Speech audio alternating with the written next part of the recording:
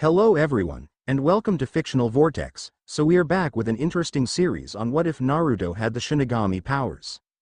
But before we start, I just want to remind you to please subscribe to my channel and hit the like button if you enjoy my content. Let's start the story. Kurosaki Ichigo had been through a lot since the fiasco with Aizen. He'd managed to save Karakura and put a stop to the madman's plans involving his town. That wasn't to say everything had gone without a hitch. Beating Aizen had been a Herculean task. He knew deep down that Aizen had wanted to be beaten, but that didn't mean it could be done without sacrifice. Due to his protective nature, he'd taken it upon himself to protect Soul Society and as a result had given up his Shinigami powers in one final attack. Mugetsu by itself hadn't been enough, but thanks to the quick thinking and foresight of Urahara, the man had been sealed away. Losing his power had done more emotional damage than he could have accounted for. He knew he'd lose the ability to see his Shinigami friends, but it was a price he was willing to pay. Day in and day out he went through life as an ordinary man, but he soon found himself missing his old life. It wasn't until much later that his old life would somehow catch up to him and he was once again pulled into the schemes of another madman. Ginjo Kugo had reached out to him, taught him how to hone a dormant power within him under the guise of giving him his own power. He should have known that it was too good to be true, but the thought of regaining his power was too tempting. In the end, the worst-case scenario had come to pass. His friends and family had been brainwashed by the enemy of the Fullbringers, and Ichigo had soon found that it was all a ploy by the man that had reached out to him.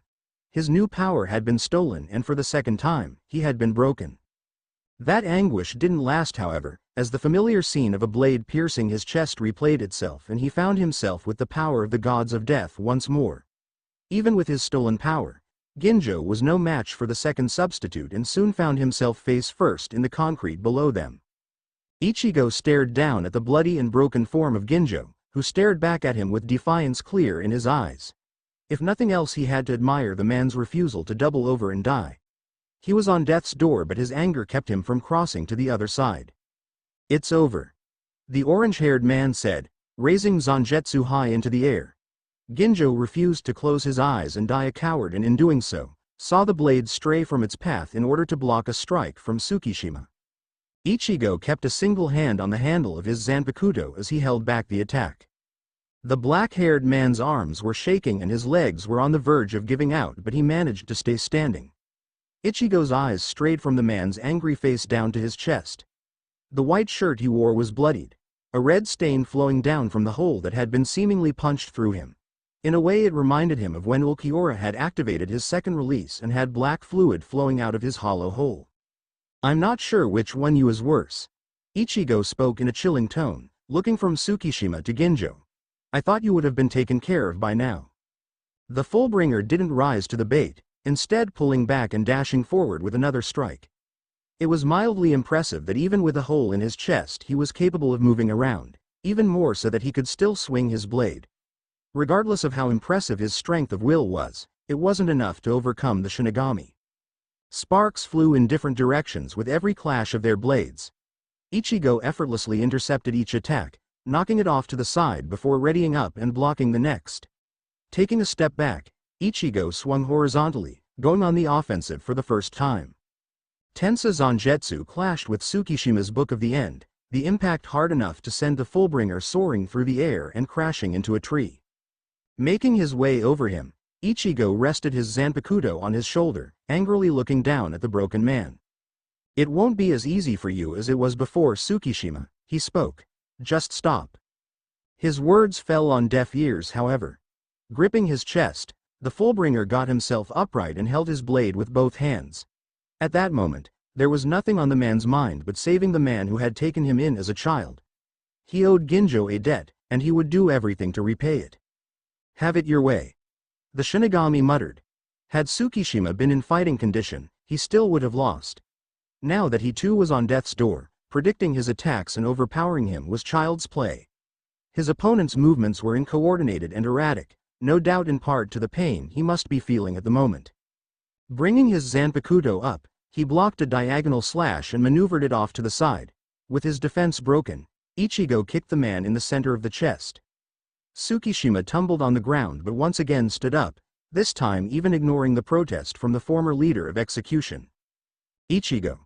Said man turned to see Rukia watching on, her arms crossed in front of her with a fierce look on her face. Neither of them stand a chance against you as you are now. Hurry up and finish them off, she ordered. Under normal circumstances, this would have begun a trade off of words between them, each taking turns insulting or belittling one another. Now however, she was completely right. He'd paid them enough attention and it was time they paid the price for their actions. Yeah, I guess you're right, he replied. Turning his attention back to his opponent, Ichigo raised his Zanpakuto above him.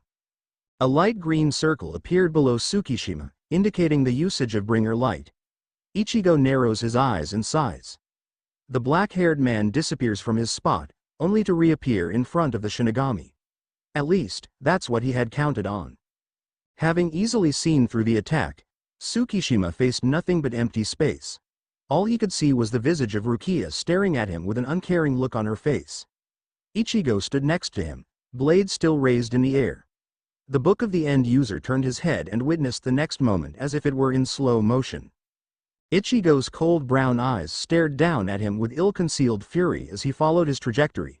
His lips moved, uttering 2 words, but they fell on deaf ears. The Shinigami as well as Ginjo, who was helplessly watching the battle, heard the name of the attack and braced for the shockwave that was sure to come. Getsuga Tensho. Black and red energy coated Zangetsu, and with a mighty swing, the battle ended.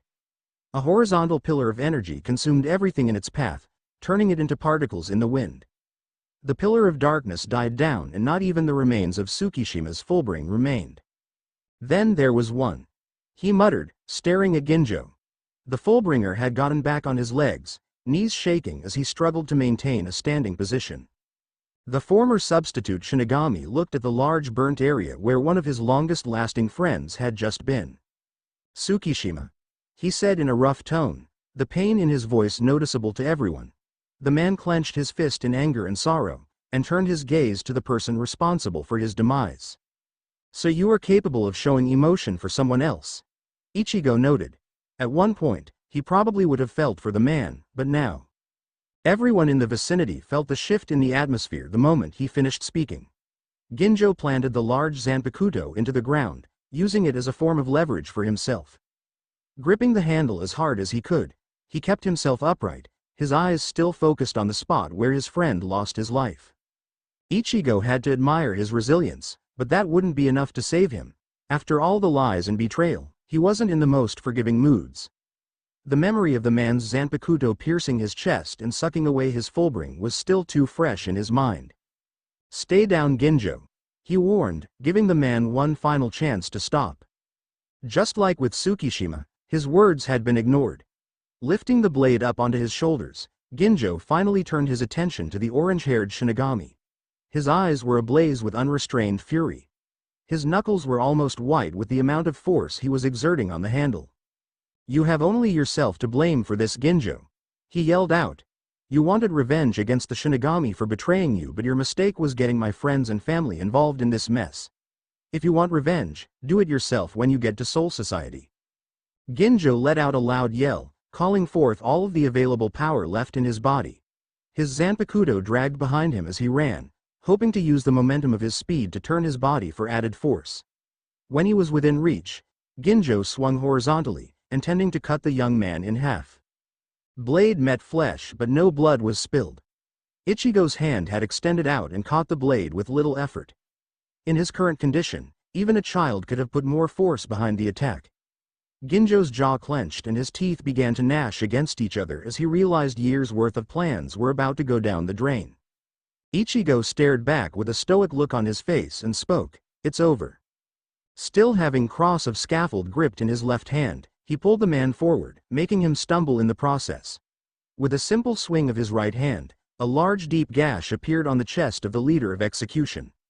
Blood flew into the air from the open wound, staining the ground beneath them.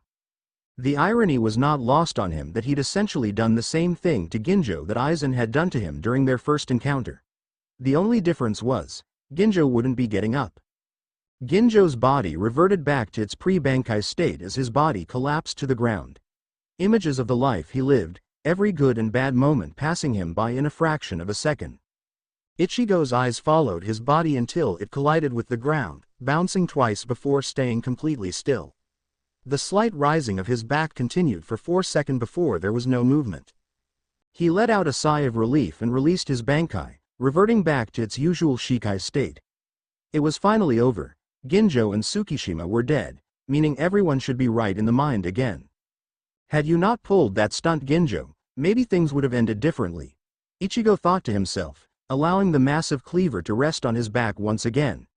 He smiled to himself at the familiar sensation of once again carrying Zangetsu. Turning around, he noticed most of the captains that had come to see him beginning to head back into the Senkaimon. Toshiro looked back and nodded to him respectfully. Giving the boy a single-handed wave, Ichigo turned to the sole Shinigami who had decided to temporarily stay behind. Ichigo. Rukia greeted with a small smile on her face. It's good to see you again. The smile on his face widened marginally at her words. Yeah. It feels good to be back, he replied. So, everyone gave a bit of their energy to get my powers back? Rukia nodded happily. That's right. Oi Rukia, hurry it up, we gotta get back. He can talk to us tomorrow, isn't that right, Ichigo? Renji yelled from the front of the Senkaimon. And don't forget to bring the body, he called out afterwards. The petite Shinigami frowned at the task that had been metaphorically dropped on her lap but shook her head and turned her attention back to her friend. Well, what do you say? Can you stop by tomorrow? Rukia asked, looking behind him to the bloodied form of Ginjo. Yeah, I'll be there. I'd love to see everybody again, he replied honestly. Nodding at his response, Rukia lugged the dead body behind her and made her way to the gate, only stopping once to look back at him before disappearing from view as the Senkaimon closed behind her. Now alone, Ichigo looked up at the night sky and couldn't help but chuckle. After everything that had happened, for the first time in a while, Ichigo felt truly happy. After what could be considered the best night's sleep of his life, Ichigo was ready to make his return to Soul Society. The thought of chatting with Rukia and Renji, Toshiro, hell, even Kenpachi and Byakuya filled him with glee. After a good breakfast courtesy of Yuzu, he made his way over to Urahara's. Pushing the doors open, he was greeted to the sight of a grinning Urahara. The man quickly pulled out his trust fan and covered the bottom half of his face as he usually did. Well, if it isn't Ichigo, how are you doing? He asked, pretending he didn't know about the man regaining his powers. On regular occasions, the man's eccentric nature would usually annoy the substitute Shinigami, but today he would make an exception. Flashing him a small smile, Ichigo shook his head and chuckled. Doing better now, you know why I came here, right? Urahara nodded and waved his hand. You need to get to Soul Society, right? He asked. Not waiting for a response, he led his student down to the training grounds where he once learned and began to process to open a Senkaimon for him. Ichigo watched, anticipation flooding his being as the shopkeeper worked. Within seconds, a flash of light illuminated the area. A horizontal line formed in the air before expanding into a large rectangle of light. Urahara stood aside and motioned his left hand towards the gateway, with a pleased look on his face. Go on, Ichigo. Enjoy yourself, you definitely deserve it, he said, tossing a small green orb which was easily caught out of the air. Ichigo rolled the soul candy in between his fingers for a moment and popped it in his mouth. His physical body and soul separated at once, allowing him to pass through the gate without issues. Adjusting the cleaver like Zanpakuto on his back, he took a step into the gate. Well, let's get going then, he said to himself. The sound of his footsteps echoed through the corridor with each step. As he walked, his mind began to wander. How much had changed in the year and a half that he'd been gone? How would some of his friends react when he arrived? What would Yukataki say? By now he'd surely know he knew of the purpose of the badge. All those questions ran through his mind as he continued forward. For a few minutes, things were uneventful. However, like everything that happened in his life, things soon began to go awry. Ichigo felt himself begin to shake but soon realized it wasn't him, but rather the entire corridor. Looking around frantically, he stopped and came to a realization. The room was beginning to get brighter. That only happened when the Kototsu was approaching, but he didn't see or hear anything. The shaking continued, and seeing no other choice he dashed forward in an attempt to make it to the other side. The longer he ran, the more he frowned as he began to notice almost no distance was being covered, yet the light was beginning to get brighter. Frowning in confusion, he stopped for a split second. Bankai, he yelled, flooding the area with his Ryotsu. Now in his best form, he dashed away at full speed, but the problem persisted. The tunnel seemed to not end. Trying to keep his balance, he moved as fast as he could, but soon encountered another problem. Part of the wall next to him expanded, resembling a balloon that was taking in too much air. Knowing nothing good ever came of a scene like that, he crossed his arms to prepare for the incoming explosion. A moment after crossing his arms, a portion of the wall exploded before more began to explode in rapid succession. He could feel his arms beginning to burn from the continuous blasts, but was forced to keep his hands up. Shit, the hell's going on? Wondered out loud. Blast after blast continued pushing him in a certain direction, front or back, he couldn't be sure at this point. After the fourth blast, he'd been sent airborne where the assault continued. It couldn't be the work of some enemy that he was aware of. Aizen was locked up and Ginjo was dead, so what the hell was going on? The explosions had made easy work of the upper portion of his Shinigami clothing, making the burns begin to spread throughout his upper body. I can't die like this, not after everything, he thought angrily. His vision was quickly fading and he knew if the assault didn't stop, he would pass on in the void between worlds. As his world faded to black, he never noticed the moment he impacted with part of the wall, nor when the color of his eyes changed to resemble his hollow. The sounds of ongoing explosions reached his ears even as he lost consciousness, but what happened next was a mystery to him. Damn, a throbbing pain in his head was the first thing he felt when he came to. Opening his eyes slowly, his right arm was quick to shield his face from the bright rays of the sun. It took a second for his brain to process three things. First, he was still alive. Second, he was no longer in the gateway that connected the human world and soul society. Finally, his hand looked completely normal, with no traces of charred flesh to be found. Groaning as a dull pain filled his body, he shifted himself into a seating position and took a moment to look himself over. His upper body was still bare, but unlike his hands, there were a few scrapes littering his forearms and chest, along with part of his ribs, and if the pain he felt on his back was any indicator, his back as well. Ignoring the pain for the time being, he glanced around, taking in the new environment. All around him he could see nothing but trees. He could hear singing from the birds above and the rustling of the leaves as a cool breeze penetrated the surrounding area. With a grunt, he dusted his bottom half off and picked up his Zanpakuto, which had been embedded into a nearby tree. Resting Zangetsu on his shoulder, the man leapt up onto the nearest branch and then the next until he reached the peak of the tallest tree he could find. He'd clearly been spit out somewhere, and to his knowledge, neither Soul Society nor Karakura had a forest that was this large nearby. Making it to the top of the tree, Ichigo's confusion grew when he realized he had no idea what he was looking at. Below him was a sea of trees stretching out for miles, and in the distance, only a relatively small patch was cleared out. He could make out an old-looking building resembling one of the many shrines that littered Japan, but other than that it looked more like an updated version of a section of the Rukongai. "Alright, calm down and think," he said to himself, trying not to panic. "Time passes by differently in the Dongai. Did I get sent somewhere into the future?" he asked out loud before shaking his head. "No, that can't be right. When we saved Rukia we ended up arriving earlier than we had expected." He pinched the bridge of his nose and felt a headache coming on. He glanced up at the nearby town and hopped off the tree. There was only one way to know where he was, and that was to make his way into town and hope he recognized something. Landing on the ground with a soft thud, Ichigo felt the breeze on his upper half and frowned. He'd need to find a new set of clothes as he couldn't go around shirtless everywhere he went. Sighing, he began the small journey to the town up ahead, hoping for the best. The walk didn't provide any sort of hints as to where he might be. It was all just trees for a large part of the journey until he made it to the dirt path that led to the entrance of the town. There was a large gate at the entrance with a large name plate at the very top. It somewhat reminded him of the large sign above Kukaku's house, just without the large hands on the sides. Mujun Cho, the kanji at the top read. While it was good to have a name, he didn't recognize it. It couldn't have been in Tokyo as it seemed like a very old school city.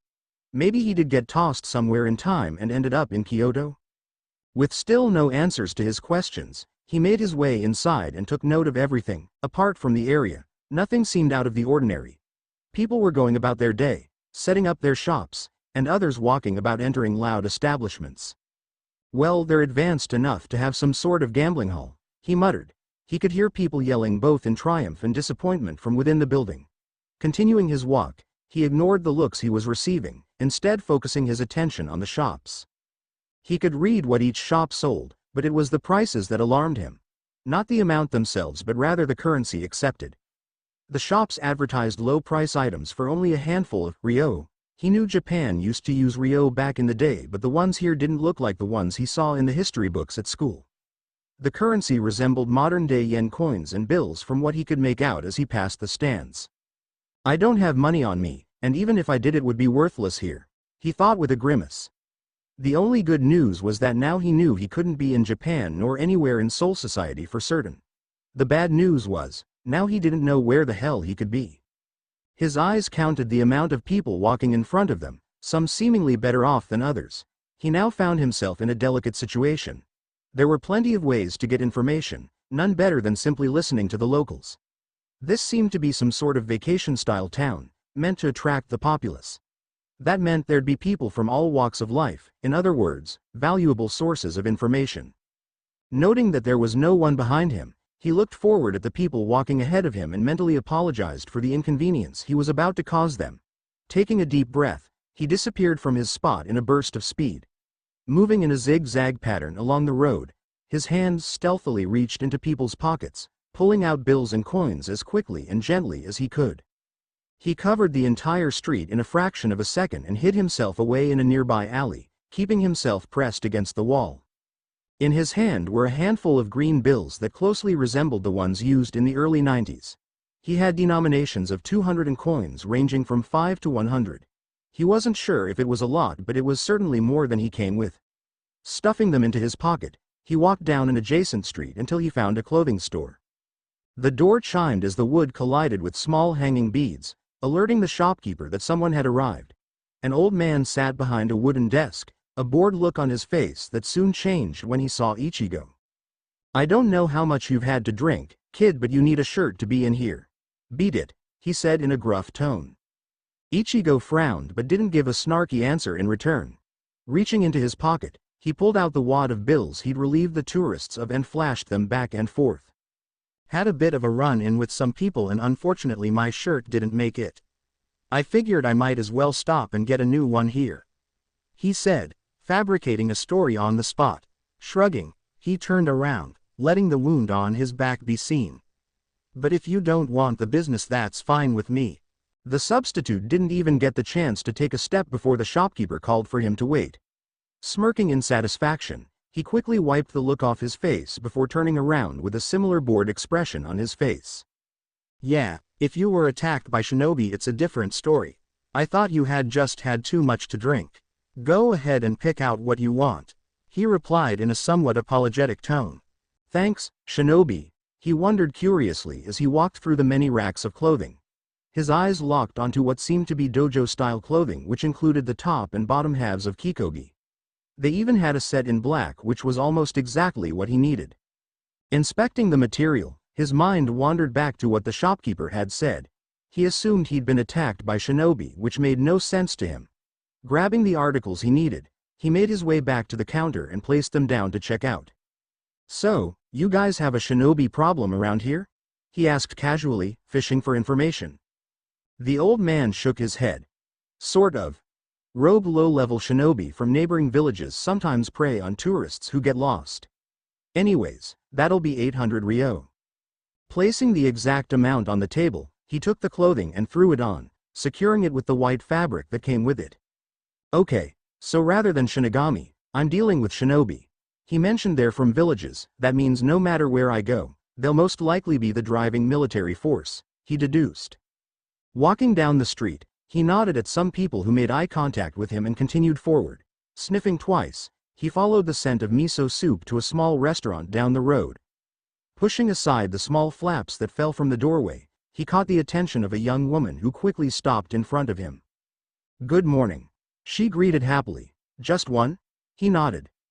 Perfect, right this way. He was led to a small countertop on the left side of the room, right next to a small group of men who, by the looks of things, had been drinking for a while now. Thanking her, he placed Zangetsu down in between his legs and sat down.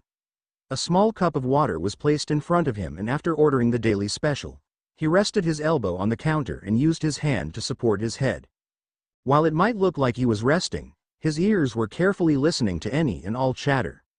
I think we should visit Yugakure next, he heard from somewhere behind him. He made a mental note to remember that name in case it was important and continued listening. I've heard their hot springs are incredible, and since they don't have a shinobi force anymore, we're less likely to be bothered.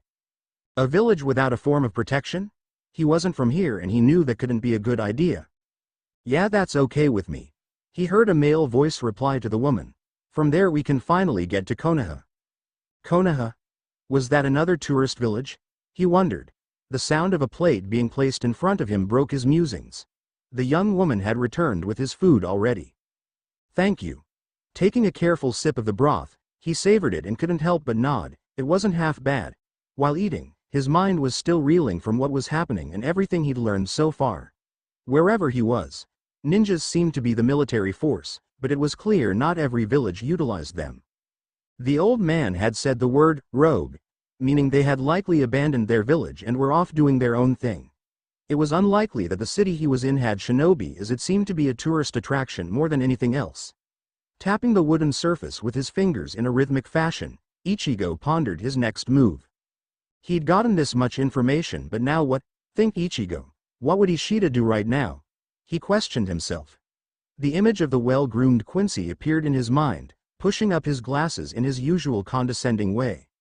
I'd see if there was a library to gather more information, the mental version of Uryu stated as a matter of fact. The tapping stopped.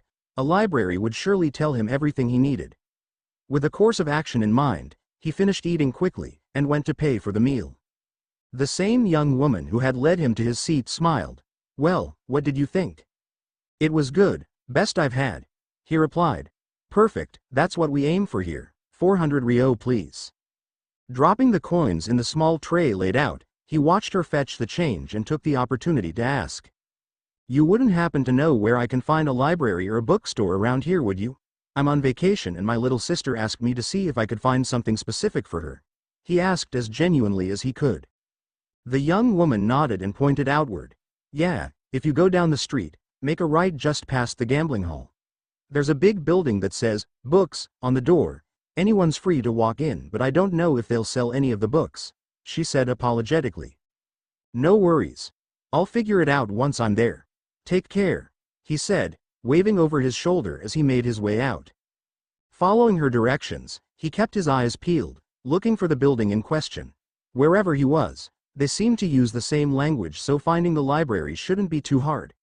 With a burst of shunpo, he made it to the exact point the girl had said, and just as she'd told him, there was a rather large tan building with the simple kanji for book on both of its blue doors. Walking up the steps, he pushed the doors open and took a look around the large room. It was a two-story building with light green tiled floors, tall brown shelves spaced far apart, and a second story with more of the same brown shelves. Quietly walking to the librarian, who was oddly enough writing on a scroll, he cleared his throat. The elderly lady looked up and gave him a warm smile before responding in a subdued tone. Welcome, young man. Is there something specific you're looking for? Where can I find geography and history books? He asked. The old woman stood up and turned 180 degrees before pointing upwards towards a brown shelf on the second floor. Right up on that shelf, just to the right of the stairs. Geography is on one side, and history on the other. I'm not sure if you're looking for a specific book, but if you are and can't find it, come ask. Nodding, he made his way towards the stairset and began his ascension. On the second floor were a few empty wooden tables for people to read at. White signs on the wooden shelves gave the names of the section he was in, and with a few more steps, he stopped at the geography section. Crouching down, his eyes scanned the spines of the books on display, hoping to find one that could shed some light on these villages. His index finger ran horizontally across a number of books until he came upon one that caught his attention. Geography of the World. The title was in large bold letters with the background showing a mountain top. It wasn't much to look at, but it would definitely shed some light on what Yugakure and Konoha were. Stepping to the other side of the bookshelf, he was met with much more books, all detailing some sort of history. Most made no sense to him, but like the geography book, two specifically caught his eye. History of the hidden villages and chakra through the ages. Grabbing the blue and black books, he took his selections to the small table and began with geography. He didn't have to turn many pages before the world seemed to stand still. The map he was looking at didn't resemble anything on the globe he was familiar with. There was no Japan, no UK, no America. Instead, a massive landmass with a few islands along the coast took its place. The map was labeled, with the largest or most influential being bolded. The big five that stood out to him were the hidden stone, mist, leaf, sand, and cloud. In between them were a few other hidden villages, one of which was Yugakure. Rubbing his now sweating hands along his pants, he turned the page and began reading as much as he could. The book didn't offer much other than the environmental factors and plant life of the villages, but it did paint a bigger picture of where he was. Currently, he was far west in what was known as Fire Country. The area was known for its luscious forests and great weather. That explains the forest I woke up in, he thought to himself. Closing the book, he rubbed his brow and took a deep breath before pushing the book aside. Cracking open the history book, he scanned page by page, absorbing as much as he could. What he found left him dumbfounded. His deduction about the military had been correct. Most hidden villages employed their own shinobi, which served as their primary defense force. Each major village had a kage, which basically acted as the ruler of the village and commander of their forces. Konoha was the first major village, created by two men named Hashirama Senju and Madara Uchiha. According to the book, they were two of the strongest shinobi in recorded history, one with the ability known as Mokuton, and the other with incredible ocular power known as the Sharingan. Okay, so rather than Zanpakuto and Kido, these people use chakra, which is a combination of spiritual and physical energy. He thought. That explained why everyone was able to see him despite being in spirit form. Continuing his studies, he found that while some villages were allied, some were still in conflict with each other, and battles between villages weren't so uncommon. Flipping the page, he looked for the history of Yugakure and grinned at what he saw. They had abolished their shinobi forces. A story began forming in his mind just in case he ever needed to identify himself, and Yugakure would be the perfect cover for him. After 3 hours of reading, he shoved the two books aside and began going over the one about chakra. What he learned was fascinating. By all accounts, someone like him shouldn't exist. He had no chakra system or anything vital to life. Now that he thought of it, even the air around here had a slight difference to it now that he focused on it. It seemed denser but still light at the same time. Everyone was born with chakra, but not everyone could use it. The people of this world had spiritual and physical energy within them, manifesting in the form of chakra that would power jutsu. In a way, it was similar to Riryoku, as everyone had a certain amount within them. They could even shape it the way his people could. The one difference he saw was that people seemingly had an affinity for an element depending on their chakra and usually where they were from. Creating dragons out of water and earth were only two of the many examples in which chakra could be used. A basic technique was using it on one's own body to stick to surfaces, a useful ability, but they couldn't walk on the air by creating footstools with chakra, it seemed. The book went into detail about the different types of applications, such as ninjutsu, which was elemental-based attacks, genjutsu, which allowed people to cast illusions on others or even inanimate objects. That made him pause for a moment. That meant someone like Aizen could be around as well, though he highly doubted it. Aizen's illusions went far beyond what was described in the book. Genjutsu had counters that were generally known among the shinobi populace. Kyoka Suigetsu was virtually inescapable. Another hour of reading passed before he closed the book and rested his head on his hands, covering his eyes with his palms. The only logical conclusion he could come to was that the Dongai had spit him out in a completely new dimension. His fingers gripped his head tightly. It wasn't fair.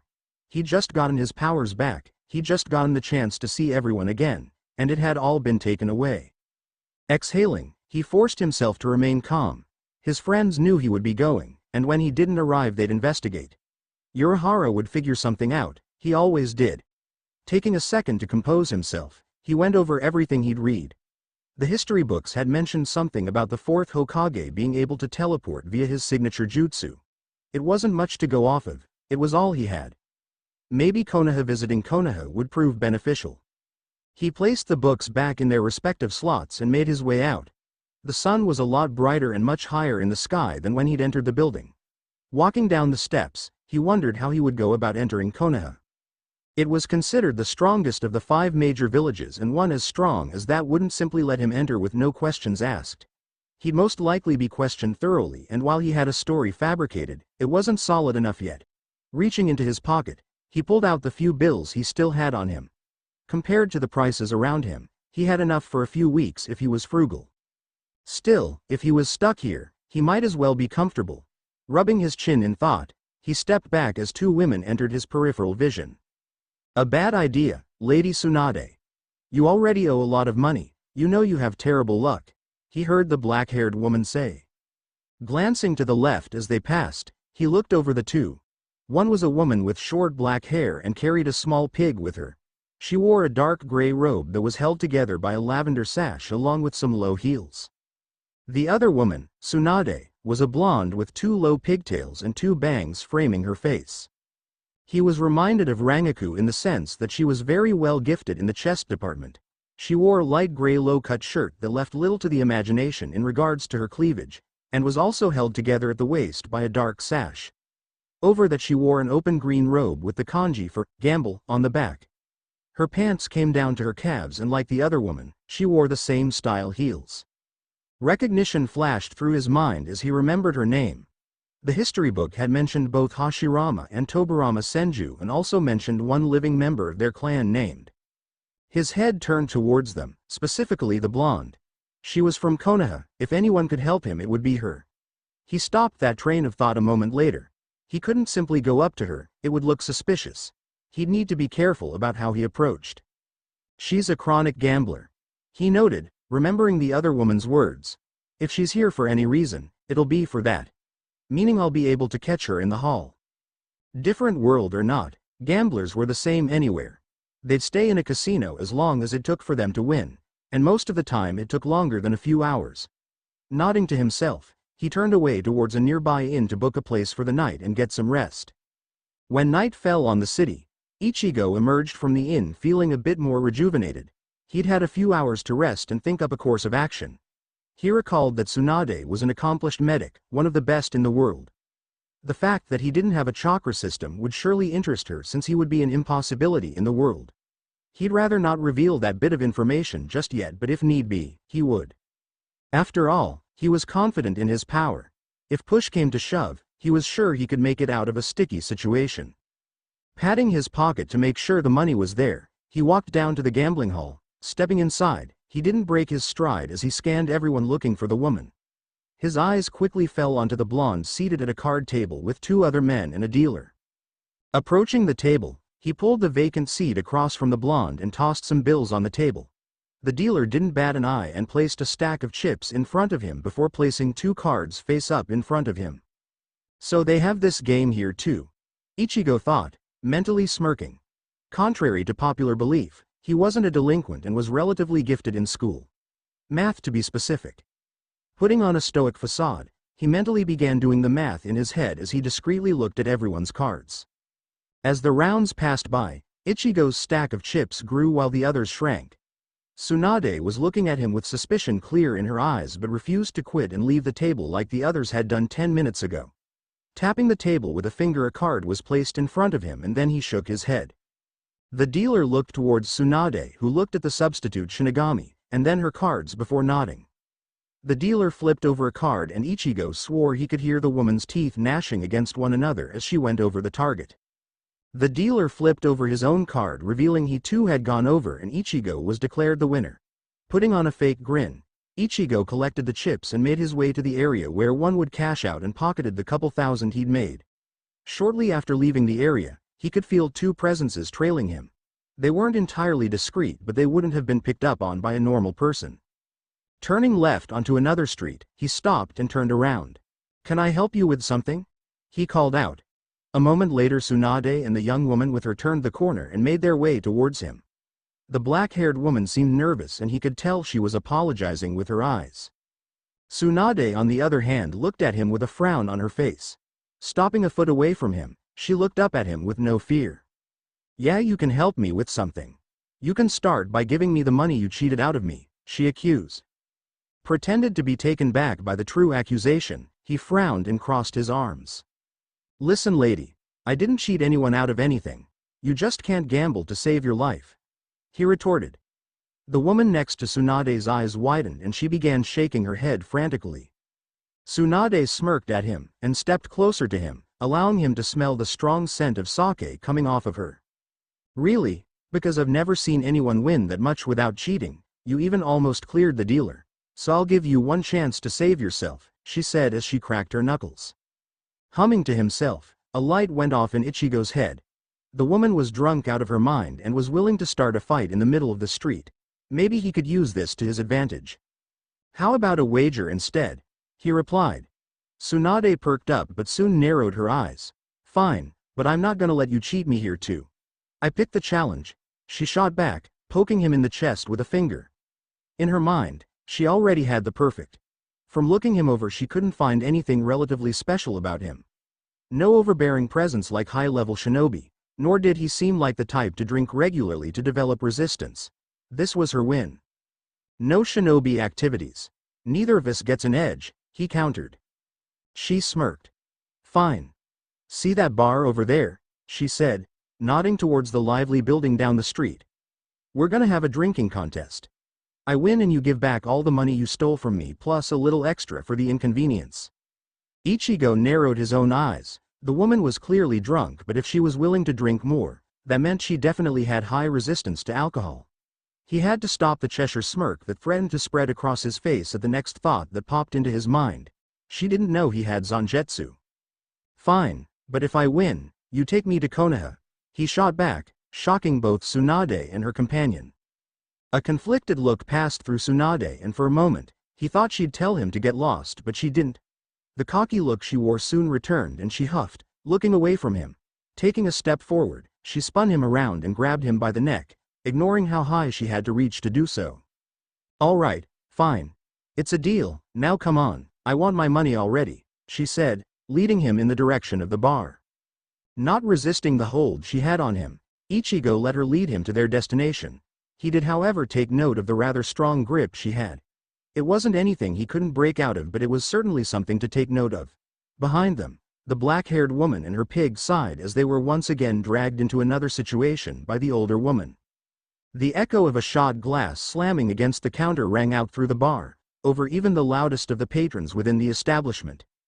Ichigo made a face, not at all enjoying the way the sake, if it could be called that, went down his throat. He was still perfectly coherent, even after 9 shots of alcohol. How does Shunsui drink this on a daily basis?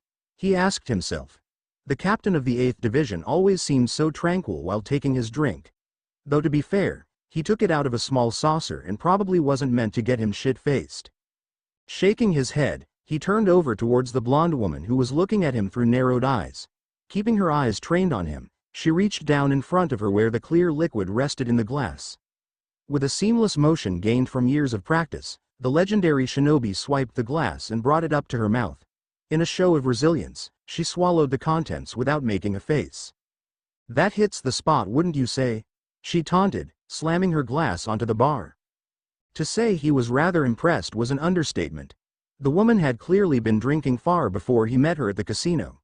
They were 9 shots into some of the strongest sake the bar had available and yet she was still able to knock them back. He wondered if maybe this chakra they had within them had anything to do with that. The book hadn't gone into intricate detail on the uses, just the general stuff. The hypothesis forming in his mind shattered the moment he took another look at his opponent. That last drink must have pushed her over a threshold because her cheeks were now stained red and her body was slightly more forward onto the bar's counter than before. Of course his eyes couldn't help but dip downwards. The shirt she wore all but displayed her cleavage and even he couldn't help but notice as they momentarily rested on the countertop. Tsunade either ignored his stare or didn't notice in favor of tapping the bar with 2 fingers quickly, alerting the bartender to continue bringing the rounds as he had been. The man walked over, bottle in hand, and poured the drinks once more. A concerned look was painted on his face upon looking at Tsunade. He'd seen plenty of customers drink less and end up in the state she was in. Giving the man an appreciative nod, Ichigo slid his glass in front of him and Tsunade did the same. Lady Tsunade, this is a bad idea. The black-haired woman whose name he still hadn't gotten spoke. You've drunk far too much. Maybe you should just cut your losses and let it go. People lose money in casinos all the time. She added, trying to be the voice of reason. Quiet Shizune. Tsunade barked quickly. We're almost done, a few more drinks and I'll win, she said confidently. The alcohol was definitely helping her in that regard. Ichigo scoffed in amusement. She was so gone she hadn't noticed he was completely fine. There was no blush on his cheeks from excess alcohol. His speech wasn't slurred in any way, and his posture was as good as when he'd first sat down. Perhaps if she hadn't already drank earlier in the day, she wouldn't have issued this challenge. Tsunade would have also noticed that despite what she believed, he did have an unusual presence.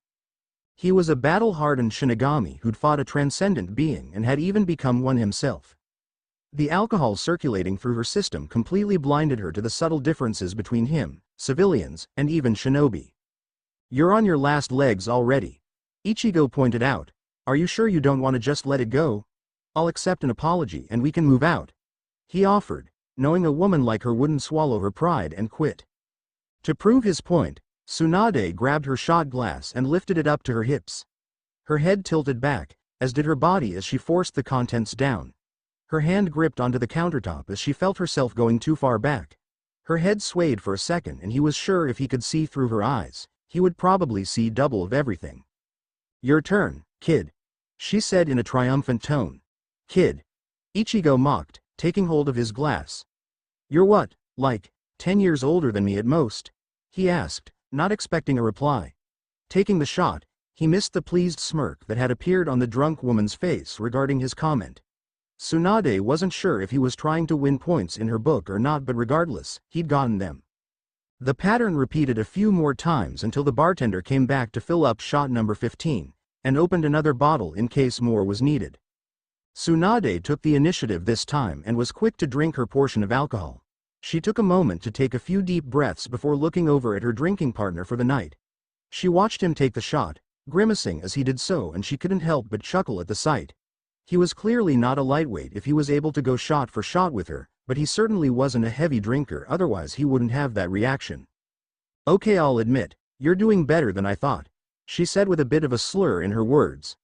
She could still communicate, but some of her words dragged on and her eyes couldn't stay completely locked on his like when the challenge had been issued.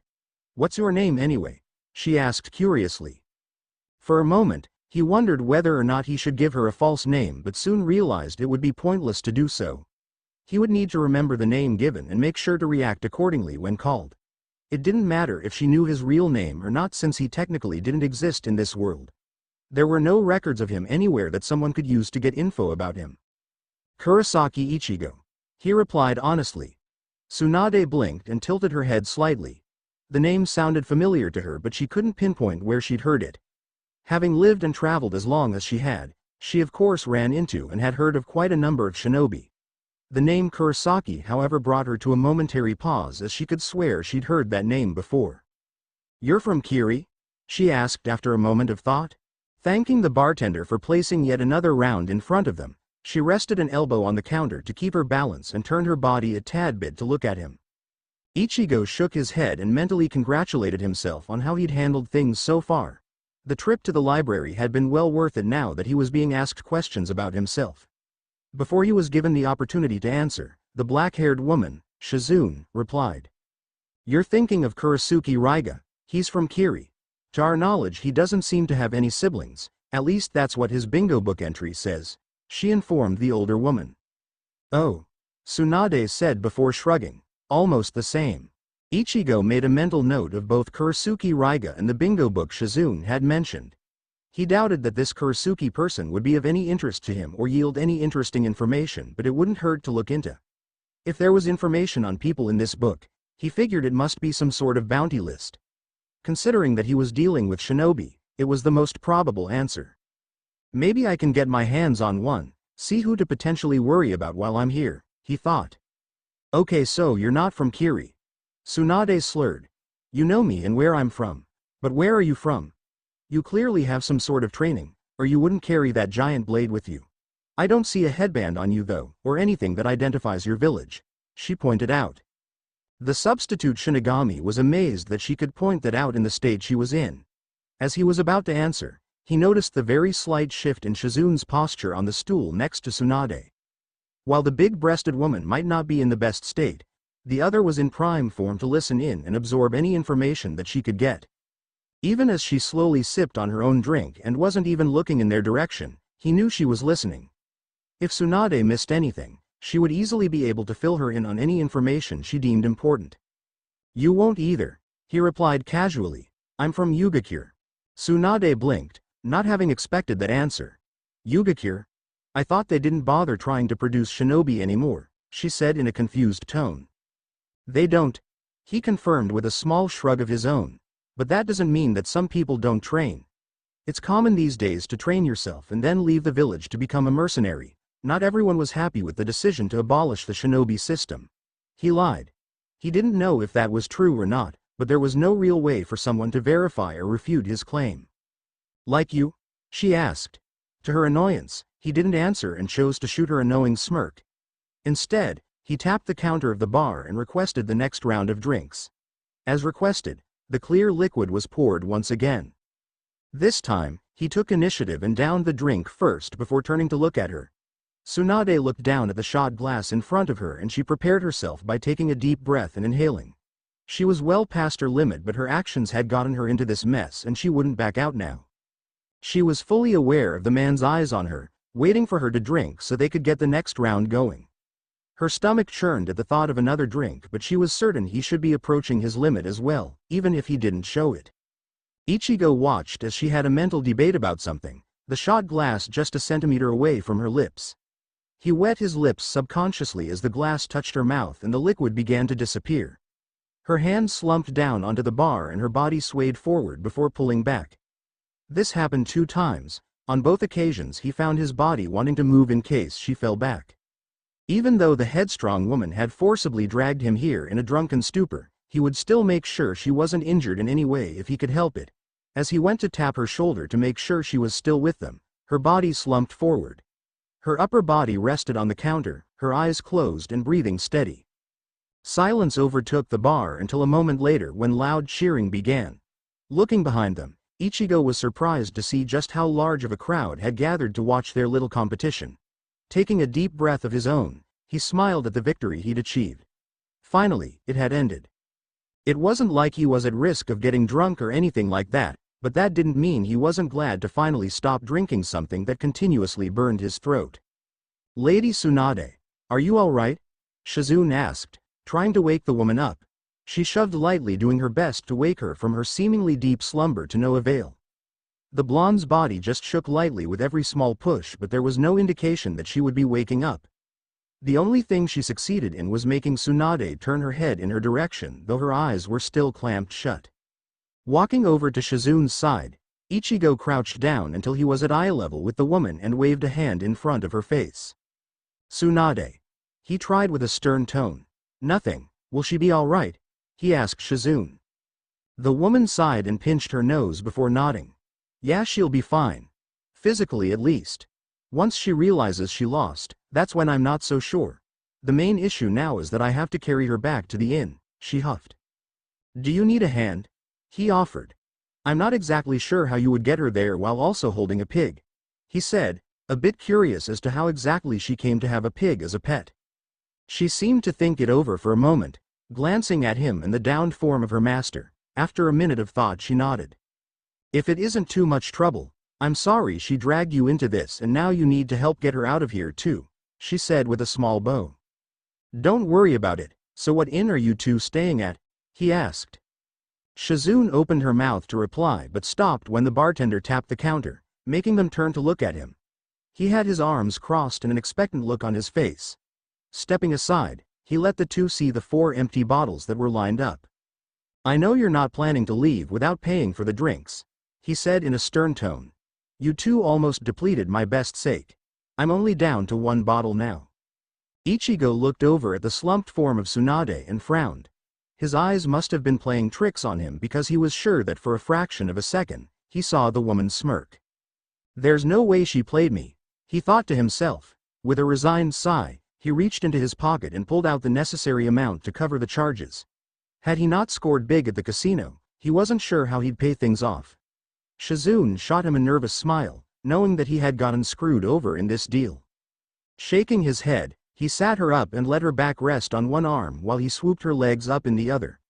Now having her in a bridal carry, He nodded at Shizune, who led him out the door and down the street. I know it's a bit late and you already know my name, but I never introduced myself. Shizune, she said in a polite tone. Well, I'm sure you were listening anyway, but Kurosaki Ichigo. Feel free to just call me Ichigo though. It's a pleasure to meet you. It's right in this building over here. Luckily our room is on the first floor, so we don't need to go up any stairs. Shizune commented as they approached the inn they were staying at. It was only 2 streets away from his, thankfully, so he wouldn't have to walk much. Following her to the room, he carefully placed Tsunade on the bed and allowed Shizune to handle taking her shoes off. Rolling his shoulders to relieve some slight stiffness, he turned to Shizune with a serious look on his face. I know it wasn't you I made the bet with, but regarding the terms, he began. A troubled look flashed through Shizune's face and Ichigo noted this was the second time it had happened.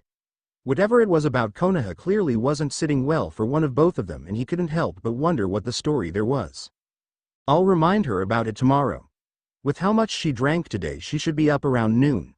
Can you meet us in front of the building at that time? She asked. Not having much of a choice, he agreed.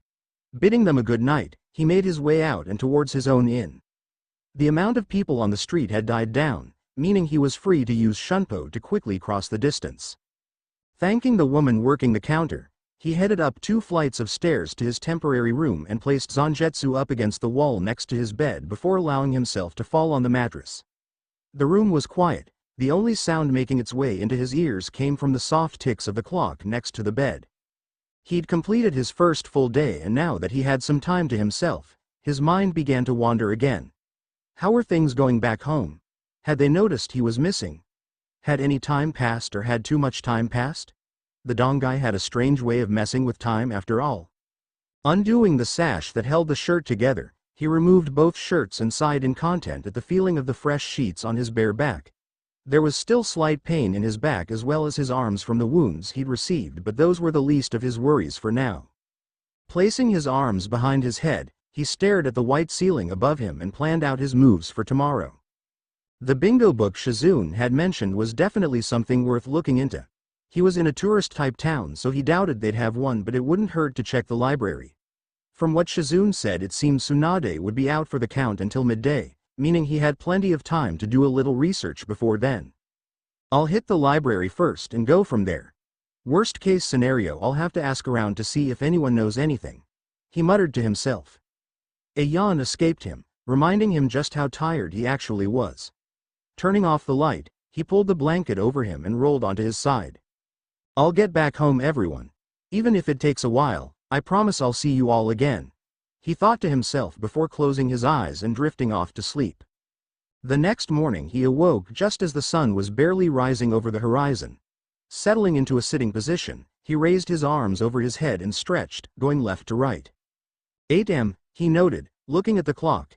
He noted he still had 4 hours before he had to meet with Tsunade and Shizune. Plenty of time to hit the library and see if they had what he needed. He walked to the small bathroom provided and took a quick shower. 25 minutes later, he made his way out of the inn and walked back to the library. Thankfully, he arrived just as the librarian seemed to be unlocking the doors. Good morning, young man. She greeted. Am I to assume you're looking for more geography and history books? She asked. He shook his head, though he was kind of surprised that she remembered exactly what he'd asked for. Actually, I was wondering if the library had any bingo books available. The woman unlocked the door and pushed it open, holding the door for him to enter. I believe we have one, but it probably won't be of much use to you. It's a book from well over 2 years ago. Most of the bounties in that book have most likely already been claimed. She told him as he walked through the doors. If you still wish to see it, I could fetch it for you. He declined politely. Outdated information would be as beneficial as no information. Do you know where I could get my hands on one? To his surprise, she nodded. You can get them at most bounty stations, though keep in mind it'll cost you a bit. She informed him. That wasn't a problem, he still had plenty of winnings from his streak the night prior. From what I've heard from some rowdy men around town over the years, there's 2 bounty stations near us. The first is west of town. Follow the path and you'll eventually see a lone building seemingly in the middle of nowhere. The second is to the east, located in a grassy plain, but I'm not too sure where exactly. I just know it's a bit more hidden than the first one. West, huh? He muttered. Thanking her for the information, he asked for a pen and paper before picking up a map of the area nearby. Taking notes of where he would need to go, he wrote down some notes before closing the book and folding the paper before stuffing it in his pocket.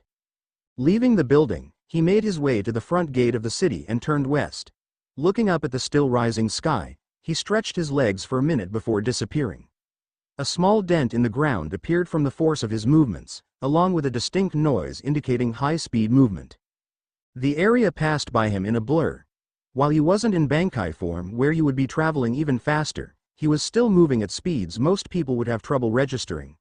Trees followed by momentary lapses of open space flashed through his eyes for a few seconds until he came to a stop atop a large tree branch overlooking a mostly empty plain. The road continued going straight, and if he recalled the map correctly, it would lead towards Kusagakure. Just off the path, visible due to his altitude, was a large non-labeled building that seemed strangely out of place. That has to be it, he thought. Hopping off the tree, landing with little more than a thud, he moved off the path and towards the building. There were no signs indicating that anything specific was taking place, and to a degree it made sense. If there was a large sign, enemies could simply camp out and wait on targets.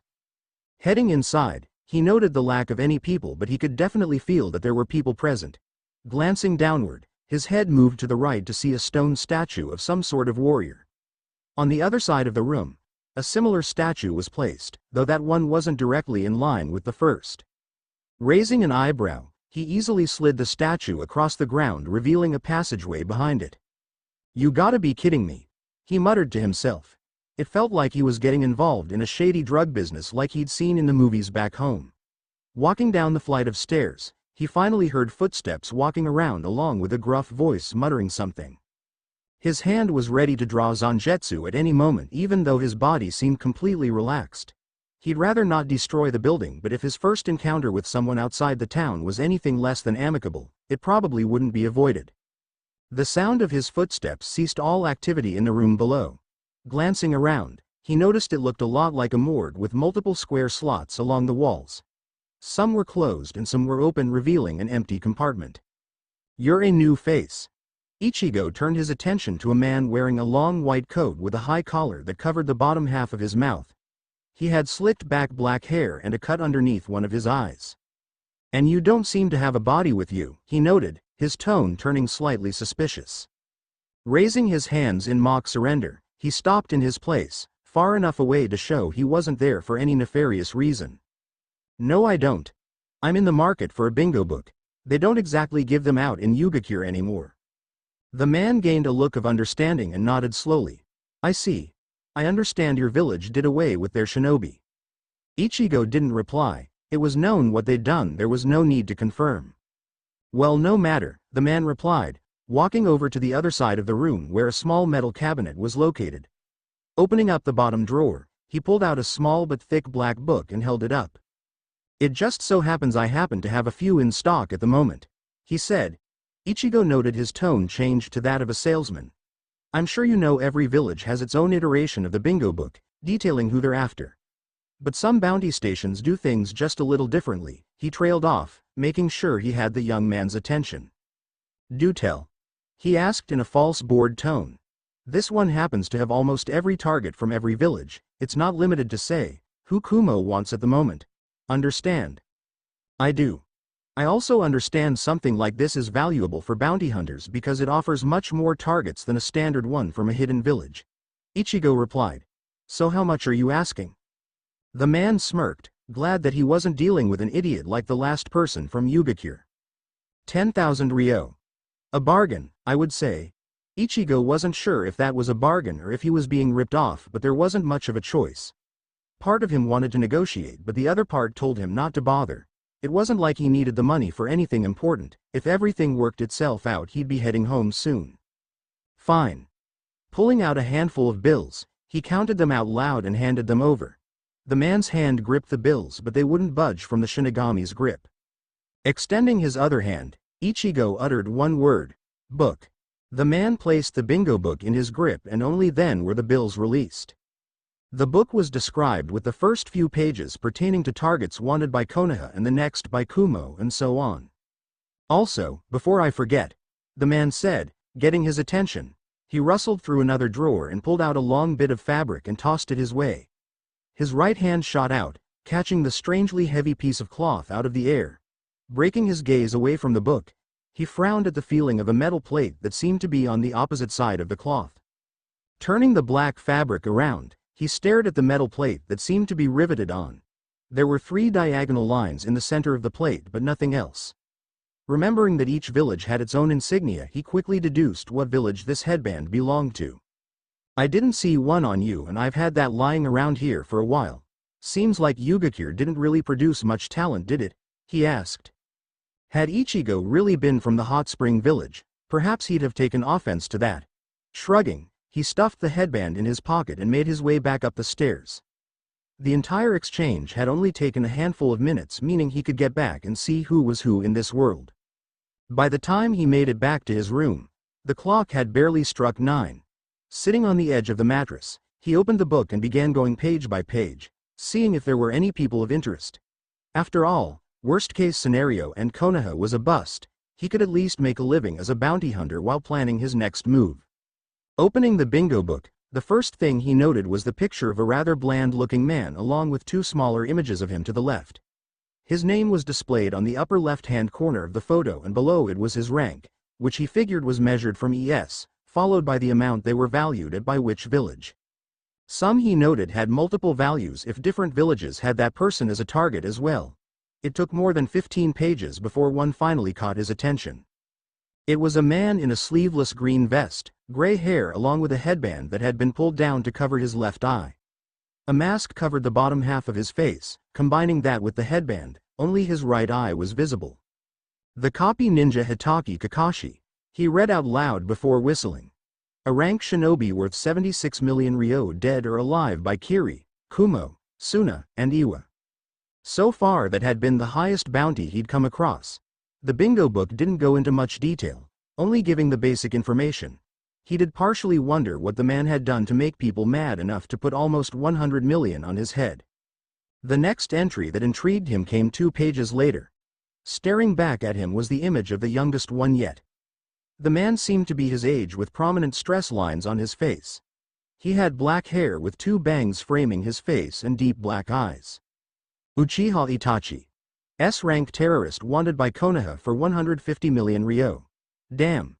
He really wished it gave something of a description of what they were capable of, but he supposed if they were as infamous as this, perhaps it would have been known by people already.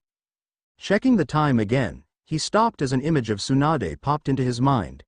Glancing back down at the book, he began flipping through the pages. His eyes moved left to right rapidly, inspecting the photos until he found the one he was looking for. In the Iwagakure section of the book was a picture of the woman he'd beaten in a drinking contest. Her picture was slightly different from the woman he'd interacted with last night, however. Like Kakashi, she wore the same style headband over her forehead and had a gray vest covering her upper half. She stared at the camera with emotionless eyes, a contrast to the cocky, challenging look he'd seen her wear. Senju Tsunade, the best medic in the world. That made his eyebrows raise in surprise. All he'd seen of her was that she was a terrible gambler and likely had a case of alcoholism. S-rank shinobi wanted alive by Iwa with a bounty of 200 million. So she was a big shot around here for reasons other than her name. He'd of course seen a mention of her in the history book, but this new information made him see her in a different light. It also brought up the question, what was the world's best medic doing in this town gambling and getting drunk? He wasn't a nosy person, but he couldn't say he wasn't interested in the story there. Closing the book, he placed it next to him on the bed and let himself fall back. If she was from Konoha, then she'd have no reason to be out gambling. He highly doubted their military allowed their subordinates to simply leave the village for leisure as they pleased. Unless she had done just that, he thought. If she had left the village, it could explain why the 2 women looked troubled at the stakes of the wager. Standing up, he pulled all the bills out of his pocket and removed 5 from the stack. Using the Yugakure headband he'd been given, he used it as a makeshift rubber band to keep the stack of bills compact. Not having eaten yet, he decided to grab a bite and wait for his meeting, though not before adjusting the blade on his back and putting the book away in his free pocket. By the time noon rolled around, he was already leaning against the wall next to the entrance of the inn. For a moment he wondered if they'd left already and had simply given the time frame as an excuse so they could leave town, but his worries were for naught.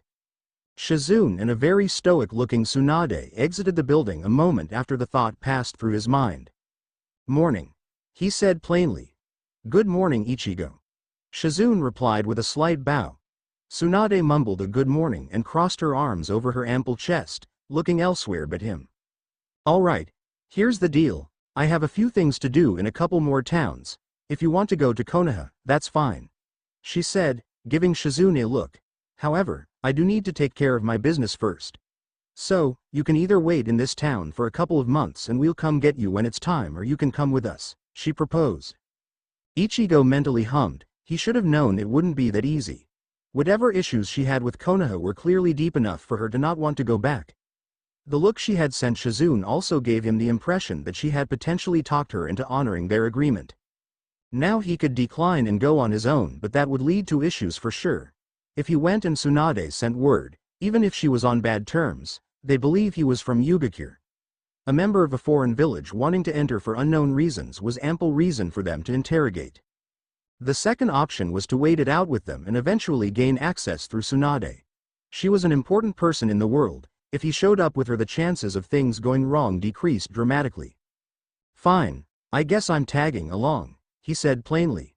Shizune nodded happily while Tsunade huffed and replied, "Fine. Do you have everything you need? We're leaving. Lead the way." The trio walked towards the entry of the city and walked down the path, only this time it was in the opposite direction that he'd gone earlier that morning. He wasn't sure where they were going, nor did he really care. He was playing a waiting game now. He had endured 17 months without power, he could endure a few here. Trying to see things in a positive light, not many got the opportunity to see a new world. He'd be able to see how the people lived, and maybe he'd get lucky enough to figure out the mystery that was Tsunade. Nothing but trees had been seen on either side of him as he walked alongside the two ladies. They had only been on the road for about an hour, and without any kind of landmarks, he still had no idea where they were going. He had of course seen the map of the land, but only for a brief moment. It wasn't enough time for him to have a clear picture in his mind about where exactly they were heading. He knew for sure they weren't going in the direction of Kusa, as he'd gone a different route earlier, though he supposed it really didn't matter. From the brief time spent in the company of Tsunade and Shizune, he'd learned that the black-haired woman often tried to be the voice of reason only to be ignored. Wherever they were headed, Shizune seemed to be against the idea. As a direct result of her words falling on deaf ears, the debts the busty blonde owed across the land kept piling up higher than the boxes he'd had to stack for Ikumi. The thought of debts also brought up a rather important question in his mind. If Tsunade was from such a prominent family within Konoha and was regarded as the best medic in the world, how did she not have money? Ichigo was certain that in the single day he'd spent in the Land of Fire, he already had more money to his name than she did. It just didn't make sense to him. Turning his attention away from the foliage, he turned his attention to the two bickering women and almost chuckled at the ensuing conversation. "It'll be fine, Shizune, it's just a drink or two," she tried reasoning. "It's never one or two drinks," she huffed. "We only have a little bit of money left. I can't let you go blow it to get drunk, again. You drank enough last night, that's why you woke up an hour ago." That caused him to release the chuckle he'd been holding at bay, though he quickly coughed in an attempt to cover it up. Quickly pulling out his bingo book, he began flipping through the pages, opting to read as he knew the eyes were on him. Skipping over the first few that he'd seen, the page landed on a rather interesting individual. Not only him but also another whose image he'd managed to catch while flipping through them. He'd found himself in the Kiri section of the book and was staring at the strangest man he'd seen. Now he wasn't one to judge on appearance, as he'd gotten to know a certain captain who was literally an animal, but this one was different. Hoshigaki Kisame, he read mentally. The man had small white eyes and dark blue hair styled upwards. The strangest part, however, were the 3 lines underneath each eye. They sort of resembled gills. Either they were actually fish gills or were self-made cuts made to resemble them. Of all the things he'd learned of the world so far, finding out that they had fishmen was certainly at the top of the list in terms of surprises. He'd only ever seen something like that in some of the manga he'd read. S-rank criminal wanted dead or alive by Kiri. He continued before turning his attention to the prize for his capture. It was just as high as Uchiha Itachi. Again he wished they would say exactly what he did to warrant such a monetary prize, but didn't dwell on it for long. It wasn't like he was going after him any time soon, if at all. Flipping through the pages, he stopped at the other that had caught his attention. Compared to Kisame, he looked like a regular guy, at least in terms of physical appearance. His facial expression told a completely different story. This one happened to be from his home village of Yugakure. He was a young man, maybe 3 or so years older than him at most. His silver hair was combed back and wore his headband around his neck. One could vaguely see the handle of some sort of weapon over his right shoulder. He doubted it was a sword of any kid, since there was also a rather thick cable protruding from the end of the handle. Hidan. What do you know, also S-class. Either the villages gave S rank too easily, or it was simply coincidence that the last few he'd checked out just so happened to be S rank. The maniacal grin on the man's face radiated madness. In a way, it sort of reminded him of Grimmjow and Kenpachi whenever they found someone worth fighting, but Hidan was a bit different. At least Kenpachi saved it for the enemies, most of the time. With just a simple look, one could tell Hidan was unhinged. He'd have to look into him a bit more. As someone from Yugakure, it would stand to reason that he of all people would have at least known or heard of him. Looking at the image again, he chuckled as the comparisons of Hidan, Grimmjow, and Kenpachi surfaced again. Something funny, Kurosaki? Tsunade asked. Ichigo controlled himself and shook his head. No, just thinking about something funny, he replied. The woman didn't seem to buy it but kept quiet and turned her attention back on the path ahead of them. Stuffing her hands in the pockets of her green jacket, Tsunade walked ahead but made sure to look at him with a suspicious gaze before looking away. He shook his head and looked over at Shizune, who smiled at him and covered her mouth to stifle her own laughter. The pair was sure Tsunade could hear them chuckling, but fortunately, she seemed to let it go and continued walking. Hours of slow-paced walking later, the trio arrived at another town named Nagamastu. Just like the last one, it seemed to be a hotbed for people looking to win big. Even the sign at the top of the entrance shined in bright flashing lights. Unlike the last area, which seemed to want to draw in tourists with many different attractions, this one seemed to be catered almost specifically to gambling. This caused him to wonder if the entire Land of Fire was like this. If there were towns dedicated to gambling, then it had to mean the act was either illegal in major villages, or at the very least frowned upon. Slowing his step, he maneuvered himself so that he was walking to the right of Shizune. Shizune noticed and looked up at him with a questioning look on her face. What kind of business does she have here exactly? 'Cause I have one guess in mind, he questioned. His tone did little to suppress the suspicion he felt. Hearing the question, both Shizune and Taunton sighed. Your hunch is right, she confirmed before quickly waving a hand in front of him. But it's not for pleasure, not completely at least, she said, adding that last part because she knew the statement wasn't completely true. Ichigo stared back at her with a puzzled expression. From what he knew about gamblers, they kept chasing the feeling that came from winning, which was how they got addicted in the first place. It had to be for pleasure. Scooting just a tad bit closer to him, she spoke in a hushed tone. Lady Tsunade has raked up a lot of debt across the nation. So she goes gambling in the hopes of winning the money back, he finished for her in the same hushed voice. How much does she owe? A lot? The same question he'd been wondering about since he learned of Tsunade came back to the forefront of his mind. I don't understand though, isn't she a member of the Senju clan? He asked, glancing over at the woman up ahead to make sure she wasn't looking back. They should have some money to their name. Shizune once again shook her head. You would think so, but no, almost all of the money the clan had has been spent. Ichigo wanted to say he couldn't believe it, but he definitely could. The woman was a chronic gambler, whether she knew it or not, and a bad one at that. It wouldn't be far-fetched to believe that she had burned through most of it. At the rate they were going, whatever money they had would deplete and she would be in debt once more, then the cycle would repeat. The Shinigami stared at the blonde woman's back and once again wondered what happened to get her to this point. For a moment he considered asking Shizune since she seemed to be very close with her, but decided against it. That was something he was sure she wouldn't reveal. If he wanted answers, he'd need to get them from the woman herself.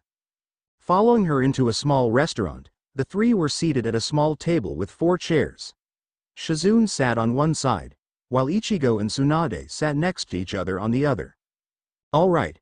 Tsunade spoke, getting their attention. Once we finish eating up, we'll be heading out. Her 2 travel companions blinked in surprise, neither having expected those words to come out of her mouth. We're not staying here? Ichigo asked slowly. No, the blonde replied simply. The real town we're going to is just about an hour away. At the speeds we're going at least. Ichigo looked her in the eyes with a deadpan expression. Let me guess, another gambling town. The blonde smirked and sat back in her chair. Look who's catching on. You sure it's a good idea to go to another town to lose more money? You never know if someone might be able to cheat you, he replied with a smirk of his own. As expected, the woman's look disappeared and a tick mark could be seen appearing on her forehead. Turning to face him, she leaned forward and jabbed his arm with a finger. I'll have you know I'm going to be on a hot streak soon, I can feel it. Unaffected by her reply, he followed her actions and leaned back in his own chair, crossing his arms over his chest as he did so. I'm certain I've heard that plenty of times from gamblers, and oddly enough they always end up in a similar situation. He was sure the comment would have gotten under her skin. He even expected some sort of outburst followed by the two childishly bickering, with Shizune trying to control them, but that didn't happen. A proud look crossed her face, but she didn't elaborate on how exactly she planned on winning. Don't worry about it, just know it'll be different this time. Now let's eat, she said, having already decided on what she wanted to get. Shizune, however, had an idea as to what would be the backbone of her friend's plan. The look Tsunade wore was the same one she herself had seen plenty of times in the past, usually before she was dragged into a new get-money-fast scheme. She felt sorry for the young man as he was already unknowingly a part of Tsunade's plan. Admittedly, if it was what she was thinking, it was one of the better ones this time.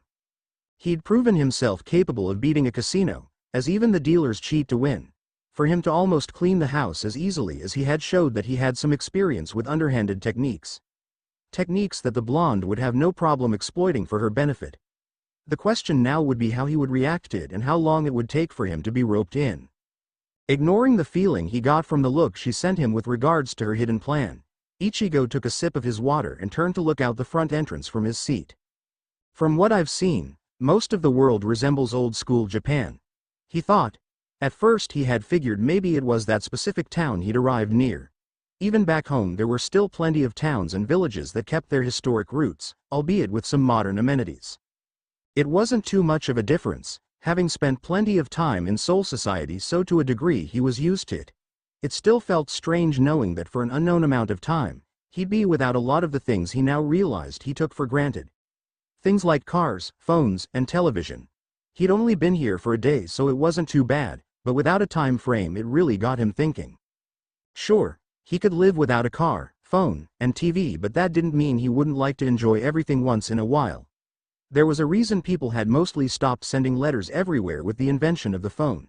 Here, it seemed that was the main form of communication, that and scrolls. Something on your mind? Ichigo blinked and turned to look at both women who were staring at him. Shizune had a curious look on her face while Tsunade just had a raised eyebrow. Nothing much, just comparing this place to home, he answered truthfully. Shizune nodded. I've never been to Yugakure, but I can imagine it has to be beautiful since it's very well known for its hot springs. I've only heard about them but have never seen them myself. Compared to that, I imagine a town like this doesn't really compare. They're both tourist attractions, only Yugakure doesn't prey on people, Tsunade said, sitting up a bit straighter as her food was placed in front of her. Ichigo and Shizune also had their dishes brought out, as well as having some chopsticks laid down next to them. So what was it like over there? Tsunade questioned, taking a bite of her food. Before they got rid of their shinobi, she clarified. Shit. Ichigo thought to himself. He'd fabricated something of a background for himself but never ironed out the details. Without panicking, he took a bite of his food and a drink to buy himself just a few more seconds as his brain began concocting a story. From what he'd read in the history of the chakra, there was a very brief mention of villages teaching how to use it through a shinobi academy. Having that little bit of information in mind, the pieces began assembling themselves. Like any other shinobi village, I assume, he replied casually. I was just finishing the academy when the village made the decision to abolish the military. Some saw it as a good thing since it showed we didn't rely on missions to be self-sustaining. Others, namely the existing shinobi, didn't see it that way. Some were more vocal about their displeasure than others. So you were never a part of a three-man squad? Shizune asked, taking an interest in the conversation. He shook his head. No, the furthest we got was receiving our headbands, and the decision that Yugakure would be a tourist destination had been solidified, and that was that. The academy closed down and anyone who wasn't already a shinobi would never be one. Tsunade sipped her drink and looked over his upper body. So you graduated and were officially recognized as a shinobi, but they axed you shortly after. That's harsh. So what did you do with your headband? I can't imagine it really means anything to you if you never got the chance to represent it on the field. Two sets of eyes followed his hand as he reached into his pockets and pulled out the wad of money he still had. Their eyes were immediately drawn to the metal plate that showed the symbol of Yugakure. So you did keep it. Shizune commented with a small smile. You told us we wouldn't find anything on you to identify your home village yesterday, but you still carry it around with you because it's special to you. Seeing that he had no answer, Tsunade spoke once more. So you became an official shinobi and then left the village? Not exactly. I became an official shinobi and trained under a few different people for a few years, he continued, mixing in his experiences from back home into the new life he was fabricating. Once I figured I was strong enough, I took my talents onto the field. And so you became a bounty hunter, right? That's why you carry a bingo book with you, Shizune said, putting the pieces together. Something like that, yes. And life outside of the academy? Shizune prodded, trying to learn more about their newest edition. What was there to do on the off days? Not much, honestly, he replied simply before taking another bite of his food. Just hot springs.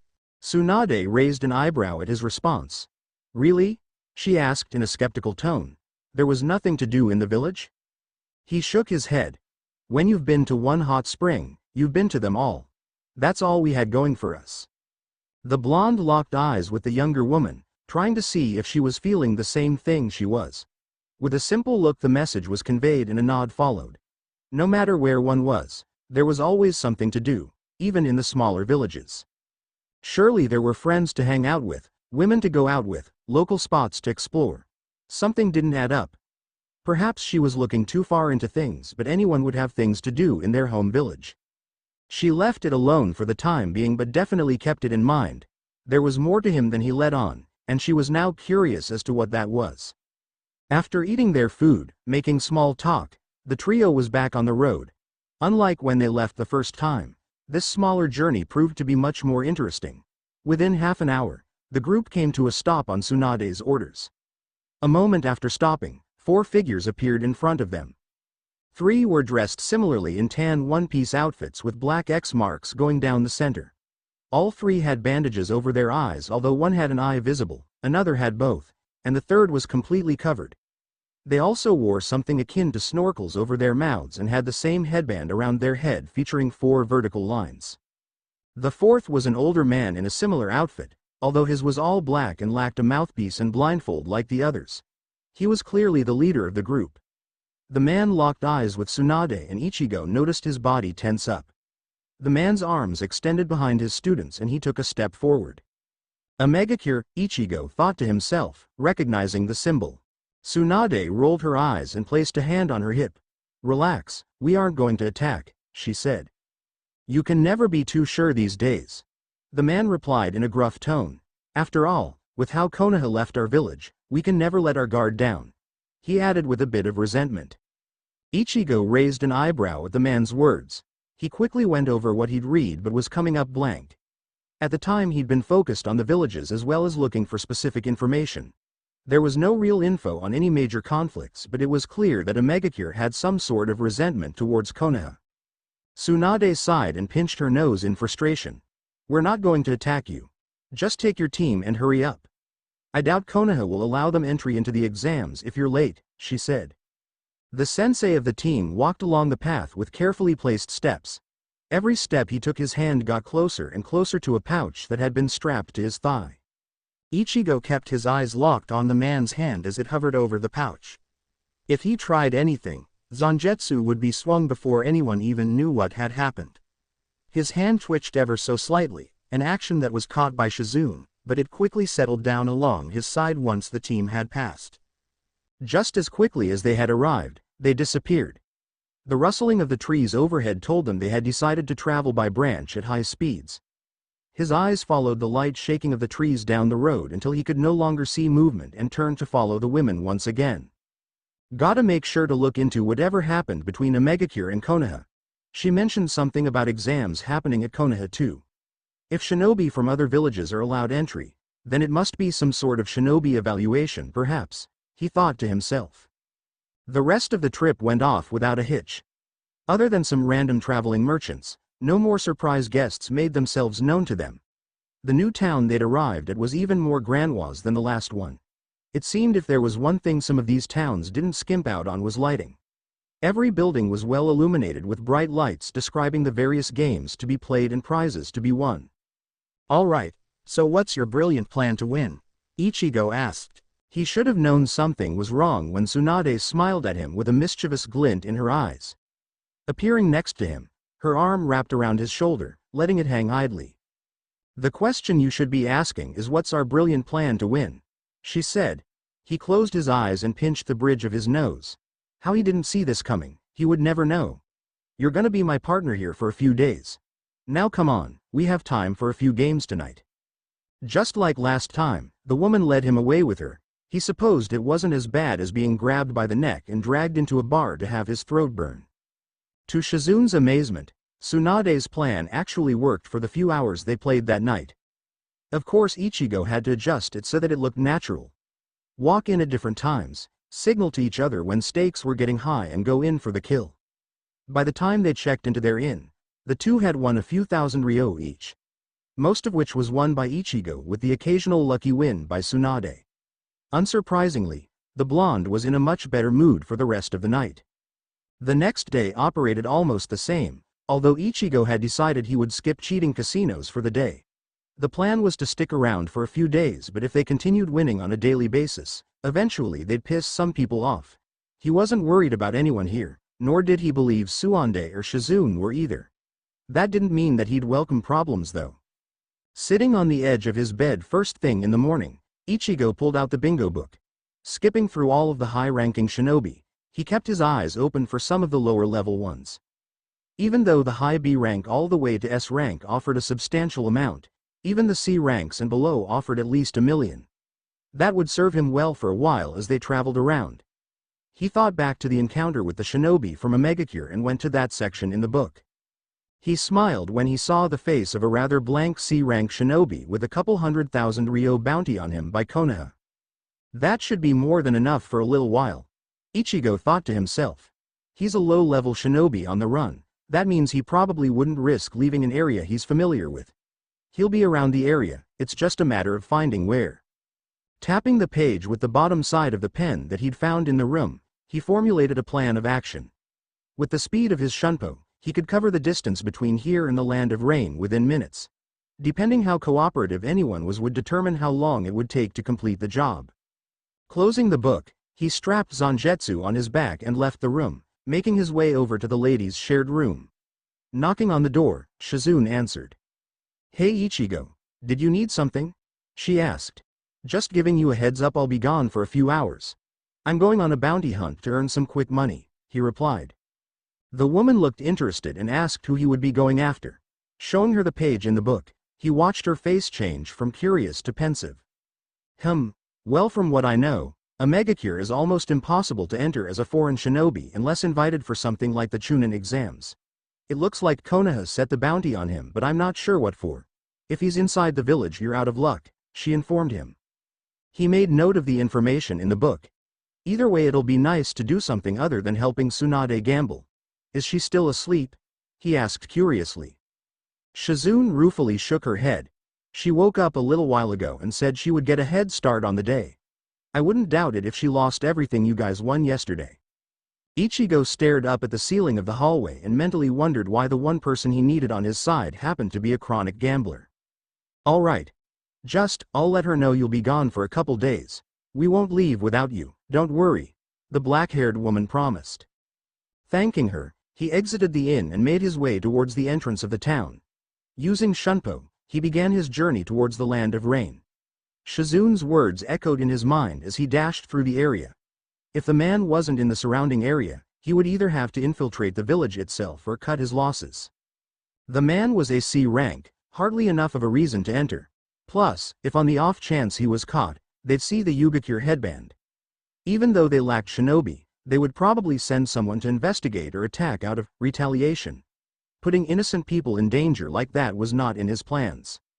Soon, the sky above him began to change from the clear skies he'd started to get used to the dark gloomy overcast clouds he'd grown to hate over the years. One drop hit him, then two, before a downpour caused him to stop under a large tree. The foliage granted him some cover, though a few drops continued to land on his shoulders and head.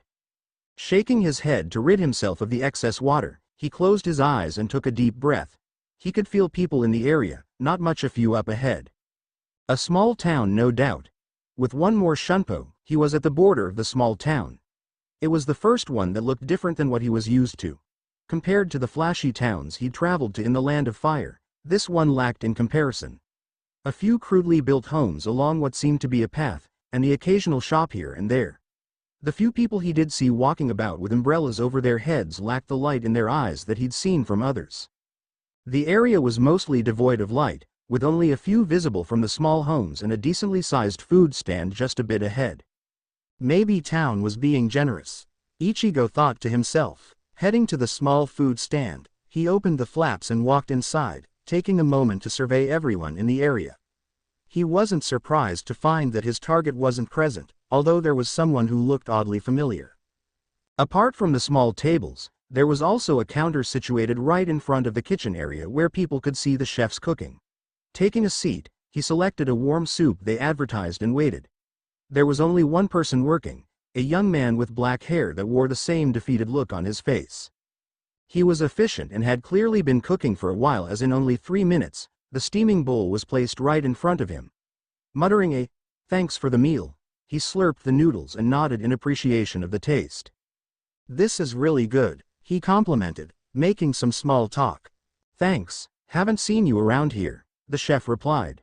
Ichigo shrugged and took down some more noodles. "I won't be around long." Pulling out a few loose bills from his pocket, he folded them up so they would be concealed within his palm. "I do have a question if you don't mind though," he added, placing the folded bills on the countertop. The man's eyes glanced at the bills and knew where this was headed.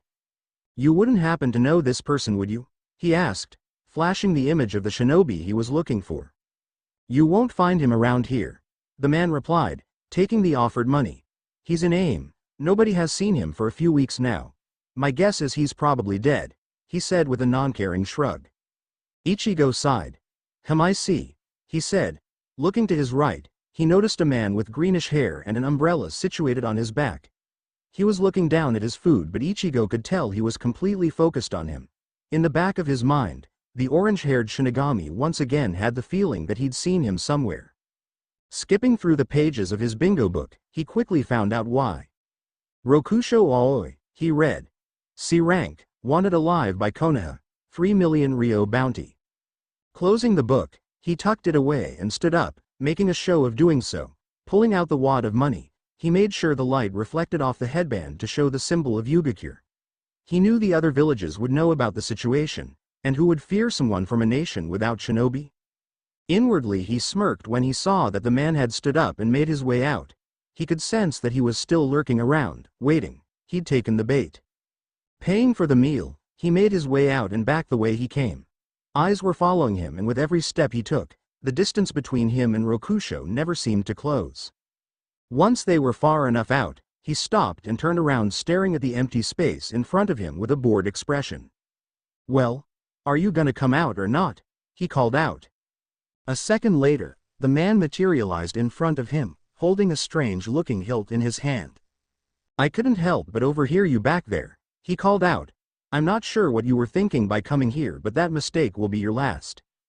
The crackle of lightning reached his ears and the hilt began to glow. Suddenly, a large blade of lightning formed at the end of the hilt and Rokusho's face split into a grin.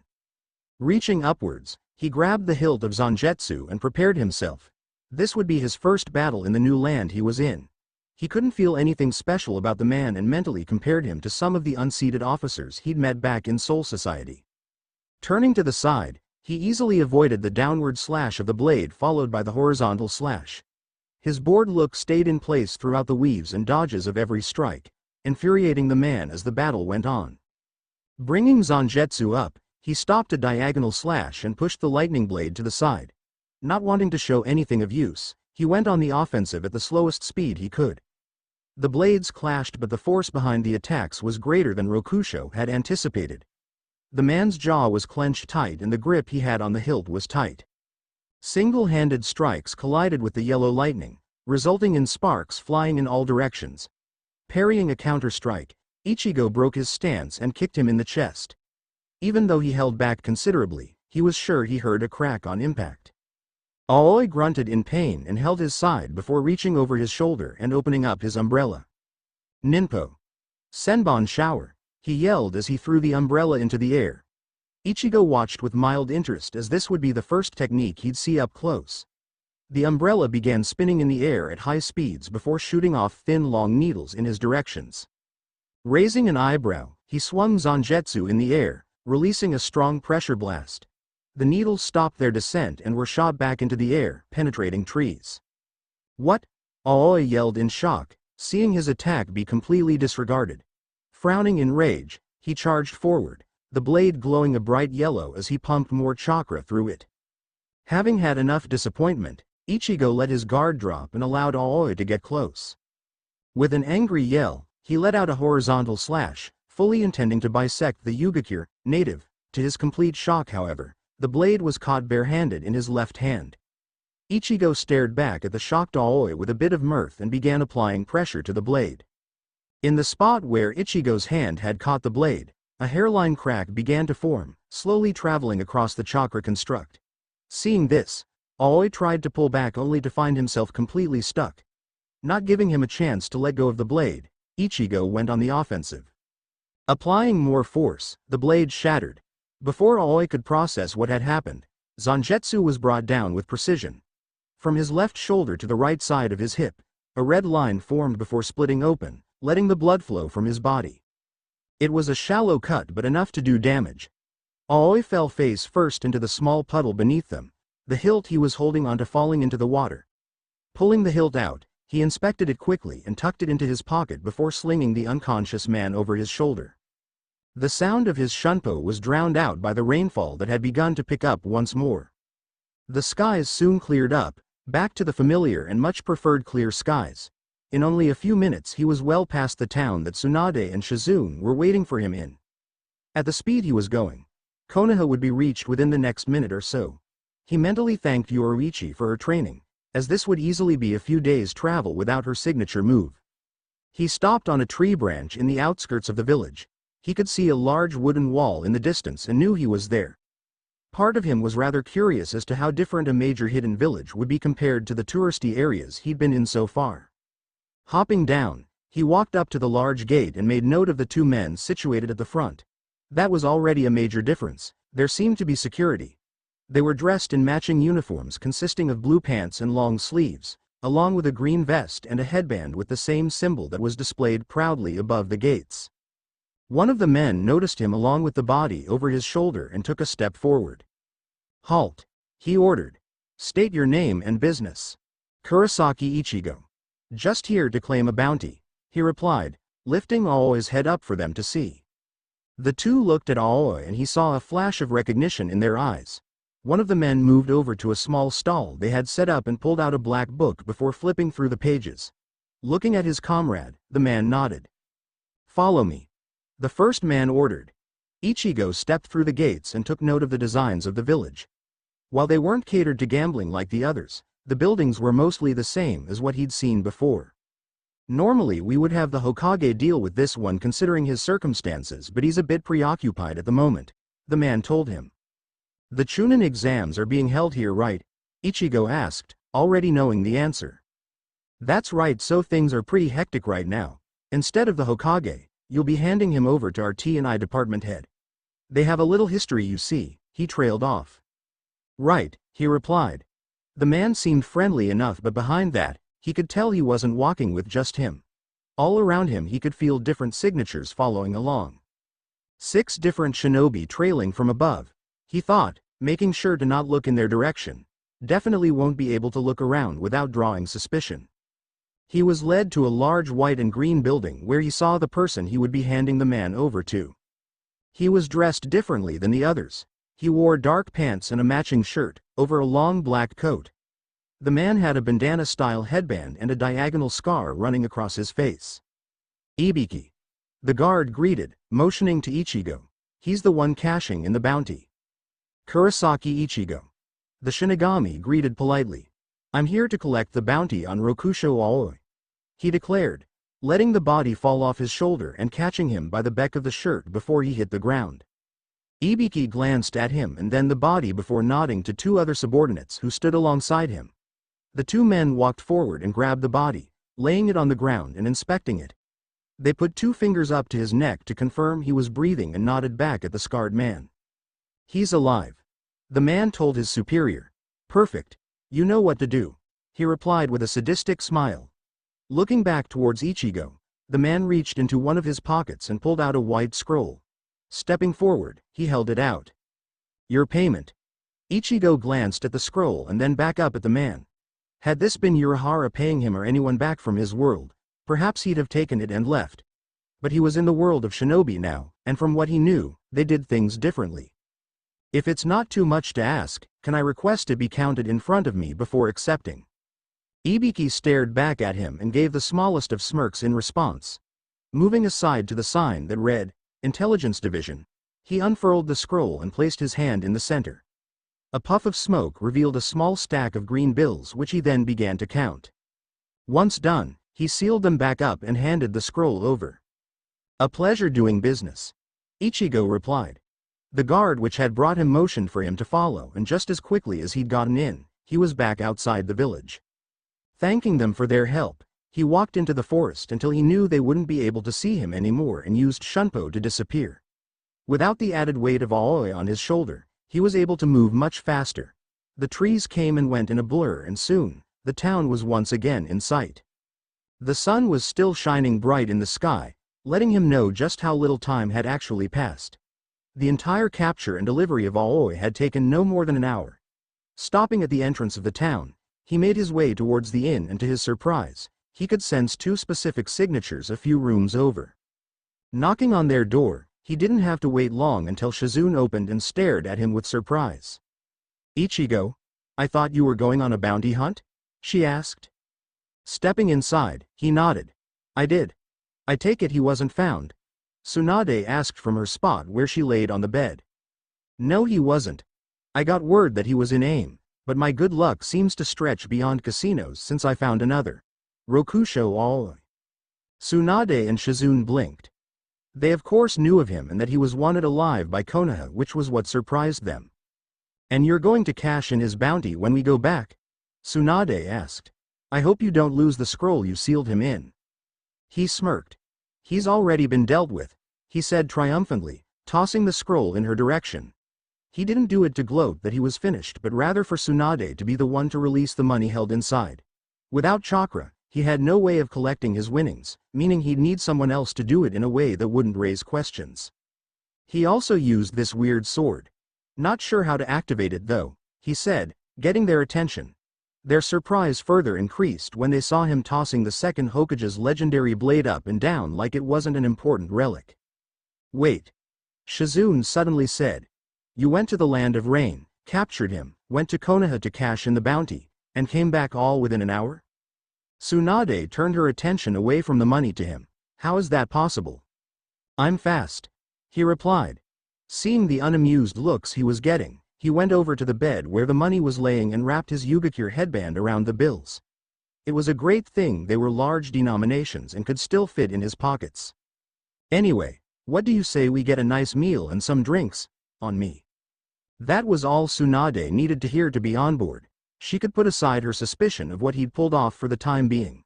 For now, she'd enjoy getting the best alcohol she could. Maybe with enough drinks she'd be able to get some answers, if not, well, she was resourceful. "Come on Shizune, join us," Tsunade said, putting Ichigo's head under her arm once more. "All we can eat." Ichigo wanted to point out that was what he'd said but let it go. He was pretty well off, he could afford whatever they decided to eat and drink. Shizune smiled and got her stuff, following them out the door. "Is there something wrong?" a female's voice echoed through metal walls. Someone was nearby. "Someone I didn't recognize," a deep male voice replied. They were on the outskirts of the village. along with Rokusho Aoi. The man continued. The women hummed. You think he's stupid enough to try to pass information? She asked. No, Rokusho was unconscious, which leads me to believe he was beaten by someone. The other person's signature was strange. I can't exactly describe it. He disappeared shortly after I started the rain. Disappeared? The woman asked in a curious tone.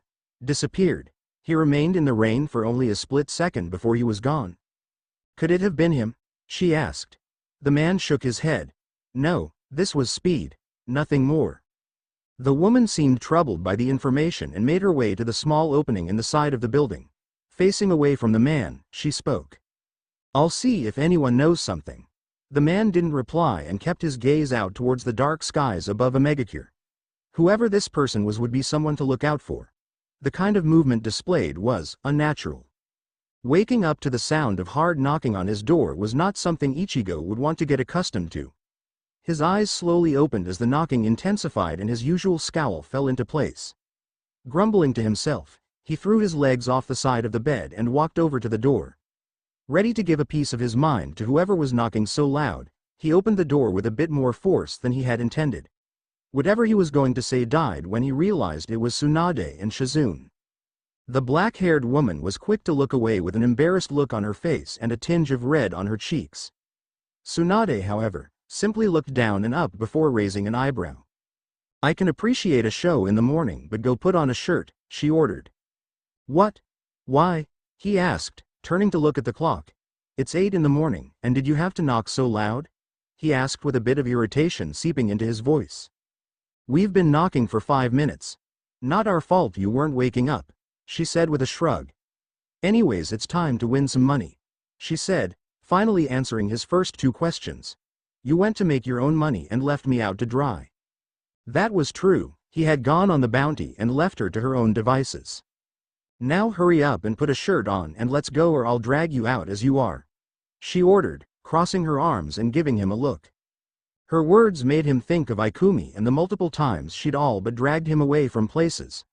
On more than one occasion when he was out with friends or getting a snack for himself, the woman would show up with a crazed look on her face and proceed to kidnap him and drag him to work. Usually he'd end up with rope tied around his body and stuffed in the back of her van before being taken to do manual labor with her. Realizing that he had been daydreaming, he exhaled and nodded. Fine, just give me a minute, he said as he closed the door. A moment later he emerged with his usual clothing and zanjetsu on its rightful place along his back. Great, now let's go, Tsunade ordered. Closing the door behind him, he walked a step behind Shizune. You're gonna be gambling with us too? He asked in a bored tone. There was no other reason she would be tagging along, unless she was there to babysit the older woman. Shizune shook her head and covered her mouth with her right hand and let out a lengthy yawn. Rubbing her eyes to get a bit of the morning crust out of the corner of her eyes, she responded. No, I'm gonna be a lookout for you guys in case people start getting suspicious, she responded. You know Lady Tsunade doesn't really make the best decisions once you start winning. Ichigo nodded. He could understand though, the woman wasn't a good gambler, so whenever she started winning large amounts of money, the dopamine in her brain was released, causing her to want to continue. Still though, that didn't mean the poor girl had to be forced to come along with them if he was there. He had enough sense to know when to quit and move tables. They exited the inn and walked for 15 minutes to a new casino Tsunade wanted to go to. This one was much louder than the rest they had visited, even from where they stood a ways down the street. They could hear the sounds of machines at high volumes consuming people's money at a rapid pace. Turning around to face them, Tsunade placed her hands on her hips and began to give them the rundown. Staring at Ichigo primarily, she began. All right, our best game is cards. Ichigo thought to himself. Keeping his thoughts to himself, he focused on her again. So here's our strategy. I'll go in first and play a few tables, and you'll be the cheat that comes in and cleans house, she explained before shooting him a look. With a huff of amusement, she continued. Pretty much, just be yourself. Shizune rubbed her forehead at Tsunade's words. The woman really couldn't help but take a shot at the younger man. Even though he'd more than paid them back for how much he'd won off her, Tsunade still childishly went out of her way to remind him that he was a con man. The only saving grace for her was that Ichigo was above the childish banter most of the time. He'd only been traveling with them for a little bit but already had a pretty solid idea on how to diffuse situations. "Alright, so I make the money while you lose it," he replied with a look of his own. "Pretty much like any other day then," he shot back, looking very pleased with himself. Not wanting the bickering to start between the two, Shizune stepped forward past them, pushing the two by the back as she did so. "Let's just go. I didn't wake up this early to listen to the two of you behave like kids," she chastised. Tsunade followed along and made her way inside first. Like always, Ichigo waited for a few minutes, stopping by a small stand nearby just casually browsing the selection of goods available. After about 10 minutes of waiting, he headed inside, cringing slightly at the volume of everything going on. No matter how many times he'd entered these types of places, he never got used to it. The only thing louder were the pachinko parlors around the neighborhoods back home. Ichigo couldn't count the number of times Keigo dragged him to one, or he had to go rough up some people fucking up some resting places for spirits. He made his way to the machines available and sat down to play a few rounds. He made sure to sit at a machine where Tsunade's reflection would be visible in the reflection of the glass. Unsurprisingly, he lost every round he played due to the machines being rigged, but that didn't really matter. Keeping his eyes on the woman's back, he waited until 5 or 6 more rounds passed before standing up and making his way to the table. "My turn," he thought. Taking a seat at one of the 2 open chairs, he placed a stack of bills on the table and allowed them to be taken and replaced by red chips. Like last time, 2 cards were placed in front of him and the others, and soon the math began. The next 3 games that were played went in his favor, racking up quite a bit of chips. The following 2 were lost on purpose to avoid suspicion. Tsunade glanced at him but kept a cool face, as if pretending she didn't know him, but he knew she was curious as to why he was losing games. Placing 2 more chips on the table, he asked for a card and held in place. Tsunade did the same, but she went over the limit and thus lost once more. Tossing 3 chips forward, he asked for cards and began counting mentally. He could win the hand as the ratio was in his favor, but he could see the dealer beginning to look at him more. Making it a point not to move his mouth while he counted, he did his best to keep his eyes steady to not give anything away. He knew too high of a card was coming up and called anyway. As he expected, his hand was too high, and to everyone's surprise, Tsunade took the pot. She smirked at the men around her and pulled the chips towards her with a greedy but proud look. Shaking his head at her antics, he casually tossed more chips and continued. A few more hours and a few more tables later, and the chips he'd started with had grown well over 5 times their size. High-denomination chips were in his pocket along with 4 small stacks on the current table he and Tsunade were playing. She had gone out of her way to make herself look like a challenger against him personally. Only 4 bets into the new table, Ichigo stood up and called it a day. Grabbing 3 of the higher denomination chips, he slid them across the table to the dealer. "For you." The shady-looking man at the table took a puff of his cigarette and took the chips happily. "A pleasure." If there was one way to win people over, it was by sharing the profits, especially when it came to gambling. After getting cashed out and making sure the bills were safely tucked away, he made his way back to the machines to try his luck. Tsunade stayed at the table, proceeding to lose 4 games back-to-back before standing up angrily and leaving. The Shinigami noticed her exiting the building but didn't follow after her. Out of the corner of his eye he could see a group of men staring in his direction. They watched Tsunade making her way out, and then all of their attention was drawn towards him. "I knew we drew a bit too much attention," he thought to himself with a bit of annoyance. Tsunade can't act to save her life. Fortunately, after about 20 minutes of losing low-stakes bets, the men finally dispersed. Once the eyes were off of him, he left the building, and with a shunpo, he was gone. Appearing back at the inn, he walked towards his room, taking a sniff of his shirt hoping it didn't smell too much like tobacco.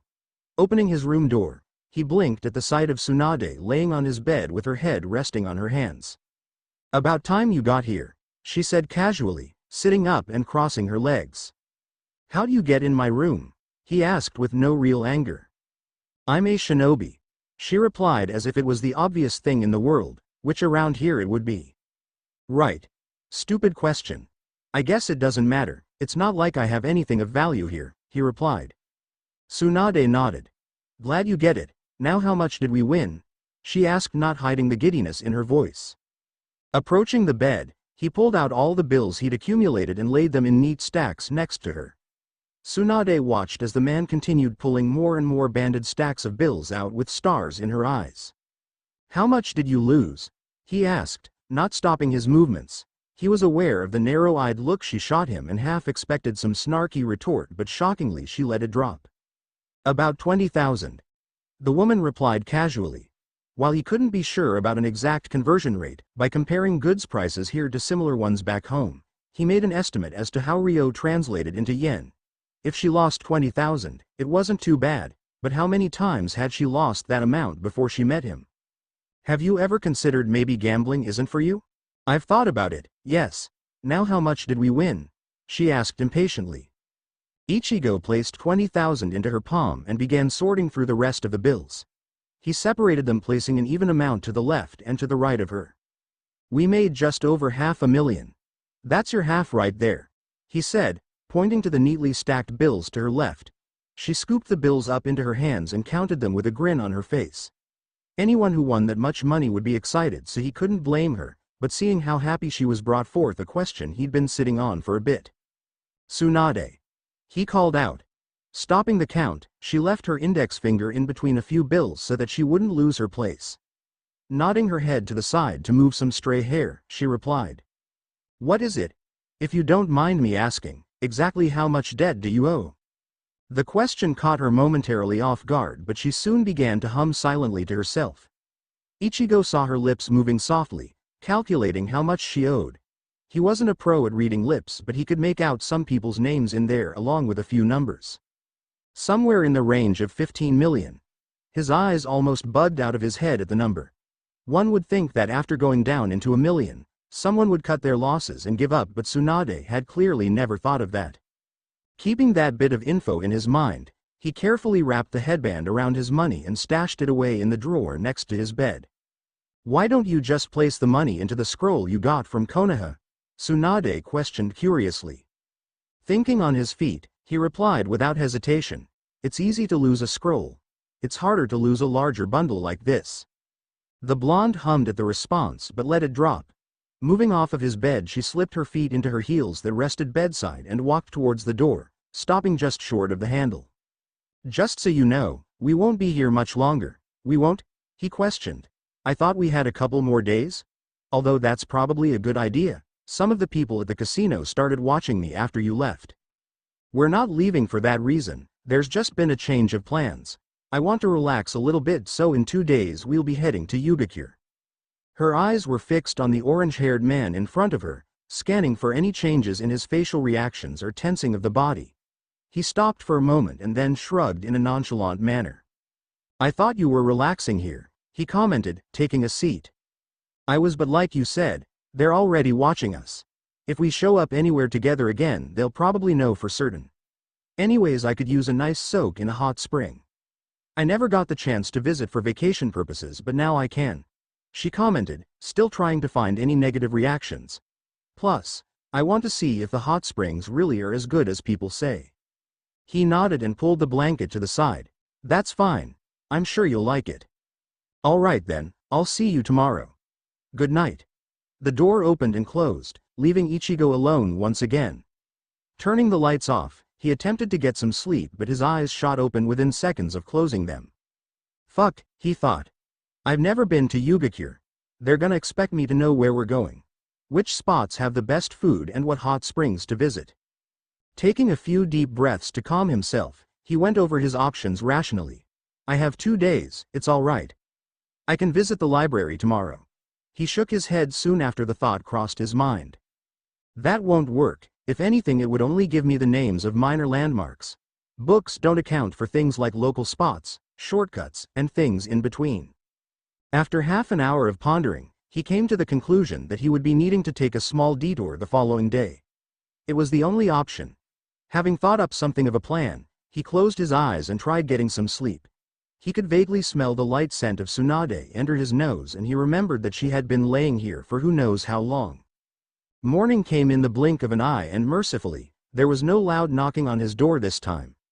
8 o'clock was quickly approaching, and he knew the ladies would be waking up soon if they hadn't already.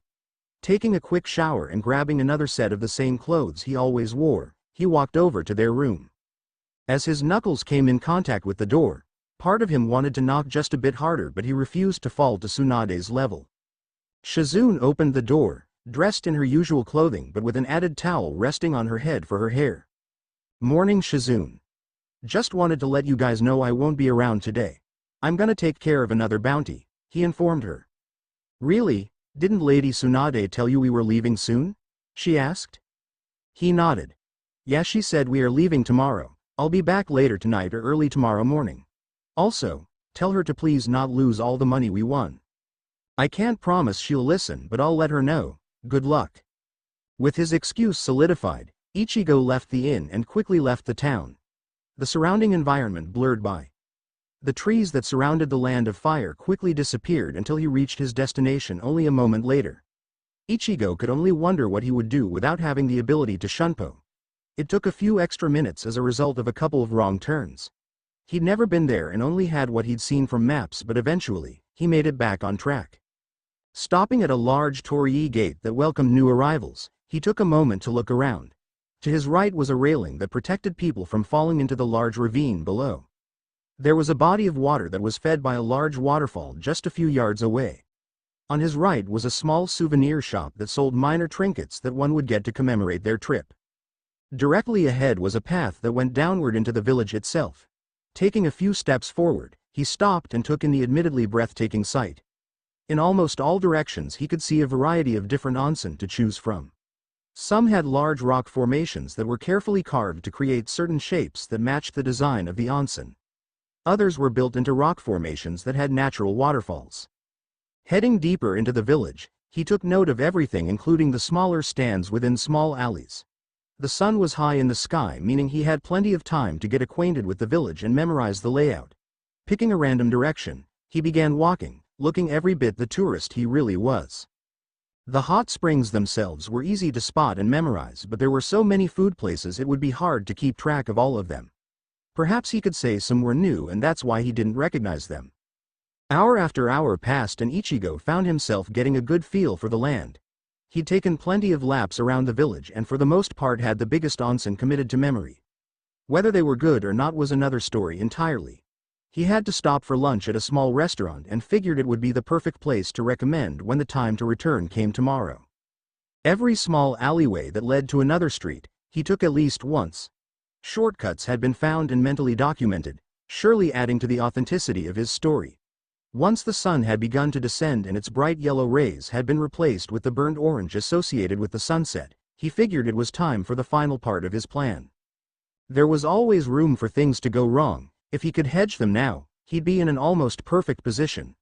On the off chance that the women figured out he'd been here, there would undoubtedly be questions. Some that he would not be able to weasel out of. As much as he wished he could not come up with valid reasons for things like Urahara. "Young man, you seem lost. Need help finding your way around?" a man who seemed to be in his mid-40s asked. "Oh, kind of. Seeing as this is a tourist attraction, is it possible to rent out an onsen for a specified period of time?" he asked. The man nodded. "It's possible, but like you said, it's a tourist attraction so it'll be pricey. If that's no issue for you, might I make a recommendation?" He nodded. "If you walk down this street here, and make a left passing the weapons shop, there's an onsen with one of the natural waterfalls. The nice thing is that the water splits due to formations in the rock face, so both the men and women's side get their own personal waterfall. Beautiful place." Ichigo went through the village in his mind, taking the directions he'd been told. "You're referring to Ikaho?" he asked, naming the onsen he believed they were talking about. "The very same.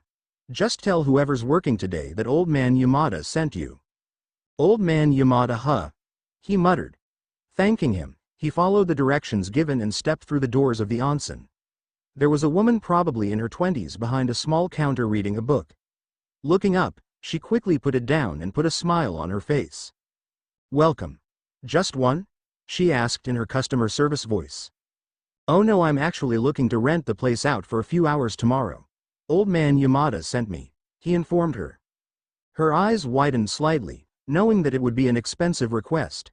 Flipping through a large notebook, she trailed her pen over the page while muttering to herself. Her face lit up after a moment. "You're in luck. There's nothing going on tomorrow. You said Yamada sent you?" she asked.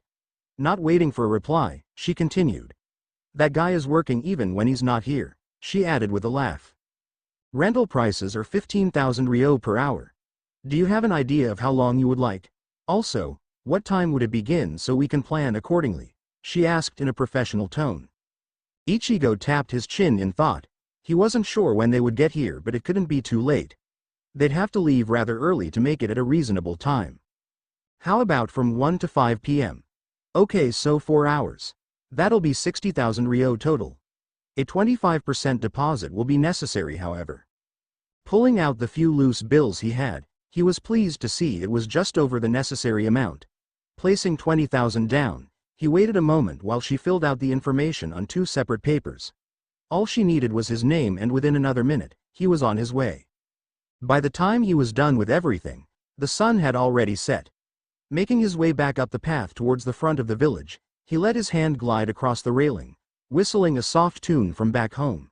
It wasn't until he finally crossed the torii gate that the whistling stopped.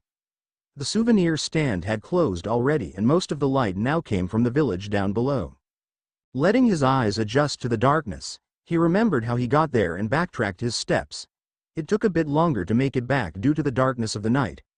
There were no light posts along the way like there was for the people back home, so he had to be careful, lest he break through a tree at the crazy speeds he was moving. Though difficult, he did eventually see the lights of the town in the distance. Crossing through the front gate, he arrived at the inn and walked to his room. He yawned as he opened the door and stepped inside. That was the most walking he'd done since he arrived. Stashing the money and placing zanjetsu against the wall, he walked into the bathroom. He emerged 15 minutes later in his nightwear consisting of only his boxers and tucked himself under the sheets. Yesterday's issues had been sorted, and this time, he had no problems getting to sleep. The next morning he was up at the crack of dawn, freshly showered and ready for the day. Gathering all his things, which weren't much, he recounted how much money he had and left 3 bills out of the stack, which was then wrapped up once more. Sitting back down at the edge of the mattress, he took a look through the bingo book, wanting to memorize as many faces as he could. One never knew when they might run into someone who was worth some money. The incident with Rokusho Aoi proved that. The thought of the Omegakure shinobi made him reach into one of his pockets to pull out the hilt he'd relieved from the man. He almost snickered to himself when he remembered the reaction Tsunade and Shizune had to his treatment of it. During their dinner he had used it as something of a paperweight to keep his money from being blown off the table. He'd been informed that the blade belonged to the second Hokage and was a very valuable tool. They had been scandalized at the blatant disregard for it even after knowing who it belonged to. Knowing that it did belong to her family, he had offered it up to Tsunade. She had been surprised that he was willing to part with it for free, and even more so when she learned he was uninterested in using it at all. Tucking it back into his pocket, he continued page by page until a knock on his door broke his concentration. Folding the corner of the page belonging to Sarutobi Isuma, he closed the book and opened the door. Morning. Tsunade greeted. It's time to go. We're roughly 3 hours away from Yugakure, so we'll walk a little faster than usual. Once we get there we'll stop for a bite and then make our way to the hot springs. We'll be counting on you. He nodded confidently. With the information he'd gathered yesterday, he would be able to play the perfect tour guide. Making sure he'd left nothing behind, he closed the door and followed them out of the inn. Having Tsunade leading them out made it a less complicated trip than when he'd gone by himself. She must have traveled around for a while, because not once did they get lost in the 3 hours they walked. That wasn't to say things were uneventful. He did manage to find out one thing about Tsunade. She had a nickname. One that he never expected. During another one of their arguments about Tsunade losing money while he was gone, Shizune let it slip that she had been nicknamed the legendary sucker. He was partially ashamed to say gambling wasn't the only thing that crossed his mind at the name. Soon, they once again made it to the same torii gate he'd seen yesterday, and Tsunade slowed her pace. These are your stomping grounds, she said simply. We'll take your lead from here. Mind taking us to a good place for lunch? Agreeing, he stepped forward to take the lead and walked them down towards the village. He knew where he'd be taking them and also knew that the big streets would get them there in about 10 minutes. This is where my detour comes in handy, he thought proudly. Making a sharp left turn towards a narrow alleyway, he motioned them to follow. Come on, we can take a shortcut through here, he said confidently. The women glanced at each other and followed shortly behind. Stepping out, they found themselves on the next larger street and watched the orange-haired man open the doors to a two-story restaurant and looked back at them. "They have amazing beef here. I'm sure you ladies will love it." Tsunade hummed and nodded approvingly at the decor of the inside. It really seemed to fit well with the architecture of the rest of the village. The food was a little overpriced, but given that they were in a tourist trap, a larger one than the small towns they'd been in, it was to be expected. The trio lounged at their table for a few minutes to let the meal digest some before heading out. "All right, Ichigo, this place is full of hot springs. Which one is the best?" Tsunade asked, placing a hand on her hip. "Follow me." A short walk later and they were in front of Ikaho once more, with only a few minutes remaining before their scheduled time. Stepping inside, Ichigo was ready to speak with the same woman from the day before but had to do a double take when he saw Yamada behind the counter. "Mr. Kurosaki." The man greeted joyfully. Ichigo felt his blood run cold. What the hell was he doing here? "I tried finding you yesterday to see if you took my recommendation for the onsen, but I'm glad you did." Tsunade and Shizune turned to Ichigo with narrowed eyes. "What were you doing here yesterday? For that matter, why did you need a recommendation? You said you knew everything about this place," Tsunade asked. Refusing to lose his cool, he walked up to the counter. "Well, I decided to be a good host, so I rented out a place for a few hours for us," he replied, reaching into his pocket to pull the remaining 40,000 he owed. "As for why I needed a recommendation, I haven't been here for a while now. Some things have changed and I never had to rent one out in the past. I told you if you've been to one onsen, you've been to them all," he replied, once again thinking on his feet. Yamada's eyes caught the glint of the steel on the headband and a surprised look crossed his face. "I haven't seen one of those in a while," he said, referring to the Yugakure headband. "I can see why you'd be out of the loop," he continued, unknowingly helping Ichigo's story. "A few of the onsen that were around back during our shinobi days were completely remodeled or renamed after being bought out. Another reason I recommended this one, other than working here, is because it's one of the few that still offer separate areas for men and women." Tsunade still looked unconvinced, but she didn't press the issue further. Ichigo was certain though that sooner or later, his luck would run out and he would have no escape when certain questions were asked. "Perfect. Thank you for your patronage," Yamada replied with a bow before a sheepish look appeared on his face. "Now I do have one request if you don't mind. Specifically for the sole member of the Sannin in front of me." The blonde blinked but wasn't too surprised. He knew her. Almost anyone in the shinobi world did by now. "What is it? Would it be too much to ask for us to take a picture of you in front of our establishment? It would be a boon to our business," he requested. Seeing that she was on the fence, he added, "You'll be compensated of course." That was all she needed to hear. 5 minutes later they were led off down a corridor that split behind a blue sign for men and a red sign for women. "Well, we have the place for the next 4 hours and I intend to make use of every minute. Come on, Shizune," she said before turning to Ichigo. "I'm not sure what the layout of the place is, but I'll say it anyway. If you try to peep, I'll kill you," she threatened. Rolling his eyes at the threat, he nodded anyway and walked off to his side. The two women were left alone in the changing room. They could vaguely hear the sound of flowing water from behind the white sliding door that separated them from the actual area. Removing their clothing and neatly folding them, they placed them into a locker provided and wrapped their bodies in white towels. Tsunade did her hair up in a ponytail and opened the door to see what the area looked like. The water was clear as could be with a light coat of steam rising from the temperature. Rocks lined the perimeter with some of them spewing more water into the large pools. Tall wooden walls surrounded the area and the clear sky above was on full display. "It's strange seeing a place like this so calm in the day," Shizune commented, stepping beside the woman. Tsunade nodded.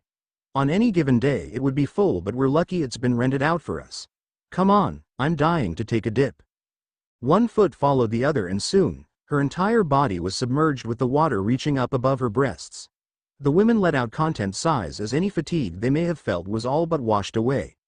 The bustier of the two reached down and pulled her towel off of her body before rinsing it off and placing it atop her head. Leaning back against one of the rocks, he leaned her head back and closed her eyes, taking a moment to enjoy the sensation. "This is nice, don't you think?" she asked her younger friend. "It is. I'm actually surprised Ichigo did this for us. It cost him about 60,000 ryo from what I managed to see on the receipt, Shizune commented. The mention of the name made Tsunade's eyes snap open. Yeah, me too. Say, Shizune. Have you noticed there's something not quite right with our new friend? She asked slowly, trying to piece together how she would ask what's been on her mind. Shizune frowned and thought back to everything she knew of the man. He seems friendly enough. Other than that, I haven't really had much of a concern about him. Do you think something's wrong with him? Tsunade frowned and shook her head. I'm not sure. I'm mostly referring to the way his chakra feels. The only way I can describe it is as if he only has yin chakra, she explained. Ever since they agreed to travel together, she'd had that feeling. Something about his chakra just wasn't right. I can't say I have, but he definitely does have a different presence compared to others. There's also his speed that I'm curious about. He was able to travel to a megacure in Konoha, then back to us within an hour. He said he's just fast, but I'm not sure. Then there's his trip here yesterday. He said he was on a bounty hunt but was gone most of the day. If he knew his way around, finding an onsen shouldn't have taken all day. What else could he have done? Shizune was silent for a moment before replying, giving Ichigo the benefit of the doubt. Perhaps he did go on the hunt. He could seemingly go anywhere he wants with his speed, maybe that took his time. Tsunade was still uncertain. Things seemed strange, but she didn't get bad vibes from the young man. Having been around as long as she had, she thought herself a good judge of character. Ichigo was a bit rough around the edges, but he wasn't a bad guy. She knew that much for sure. Maybe she was being paranoid, but even though his reasoning for the things he did had some validity to them, something in the back of her mind still nagged at her. Sighing, she tried pushing it out of her mind. He'd gone out of his way to book them 4 hours of what felt like heaven, and she was going to enjoy them. Letting her body sink just a little deeper, she let herself relax. On the other side of the wall, Ichigo was feeling the same type of bliss as the two ladies. Having dipped into the water, for a brief moment it felt like he was home. Closing his eyes, he could picture a time when he and his friends had gone to an onsen, having a blast between them. For half an hour, his body soaked in the warm water absorbed all the built-up stress he'd felt over the past few days. Things could have definitely been worse, but he was still in a land far away from home. His head snapped up and he stood up quickly as an idea passed through his mind. With everything that had been going on, he'd forgotten about one thing. Something important that he would do his best to rectify right this second. Making sure his towel was still wrapped around his waist, he ran inside to grab his Zanpakuto and made his way back out. He sat on the ground and crossed his legs. Closing his eyes, he placed Zanjetsu on his legs, took calm breaths, and ignored everything around him. The world seemed to go silent and the light that could still go through his eyelids slowly faded away. The darkness surrounded him before a feeling similar to what one experienced while falling fell over him. Soon, he found himself staring at the large buildings that made up his inner world. The first thing he noticed was the many droplets of rain falling over his being. Looking up, he saw dark clouds overhead as far as he could see. The sound of rain was the only thing that reached his ears as he walked. It was as if his inner world was devoid of anything other than him. His right ear twitched as the sound of steel clanging against each other reached him. However, just as he took a step in the direction of the battle, everything went quiet. Wah! He didn't even have enough time to think before he felt his body forced into the grip of something alien to himself. The rain intensified and the grip on him began to pull him in separate directions as if playing a game of tug-of-war with his soul. His body ached, but no sound would escape him even as he tried to scream. The buildings in his sight began to fade. Black spots quickly filled his vision, closing off his sight. The tugging continued up until his vision had gone completely black and Ichigo soon found himself back in the onsen. Zanjetsu was on the ground and he was supporting himself with his arms as he stared at the wet ground beneath him. His heart was beating rapidly in his chest and adrenaline pumped through him. He took in large gasps of air, trying desperately to control himself from what he had just experienced. While his body seemed fine, the despair behind his brown eyes could not be missed. Grabbing Zanjetsu, he shakily stood up and placed it against one of the large rocks before letting himself dip back into the soothing warm water. Staring up at the clear sky, he couldn't help but wonder what had just happened. He'd been expelled from his own inner world and felt like something was fighting for control of him. Steadying his breathing, he let the warm spring water relax his body and soon his heart fell back into rhythm. For the remaining time that he had, He allowed himself to temporarily forget what had transpired. As concerning as his attempt had been, he wasn't one to quit. He would try again soon, hopefully this time without issues. When there was only 10 minutes left, he stood up and used the shower that was built into the locker rooms to clean himself off. The water had been for him alone, but it was just something to do for hygiene. He waited out front for Tsunade and Shizune to emerge, and they looked much happier than they did when they had arrived. "That was amazing," Tsunade said, stretching her arms over her head. "I haven't felt this good in a long time." Shizune nodded. "Same here. Thank you for this, Ichigo. I'm sure if it had been full, the experience wouldn't have been as pleasant." He waved off their thanks and led them to an inn to book rooms before they filled up. Fortunately, the top floor of a nearby inn had yet to have any rooms booked, and they were able to get two next door to each other. As much as he wanted to lay in bed and once again ponder the events of his inner world, he knew the ladies would be expecting him to walk them around the village. Shutting the door to his room later that night, Ichigo unceremoniously let himself fall face first into the bed and then rolled over onto his back. With a blank look, he stared at the white ceiling and let his thoughts be consumed.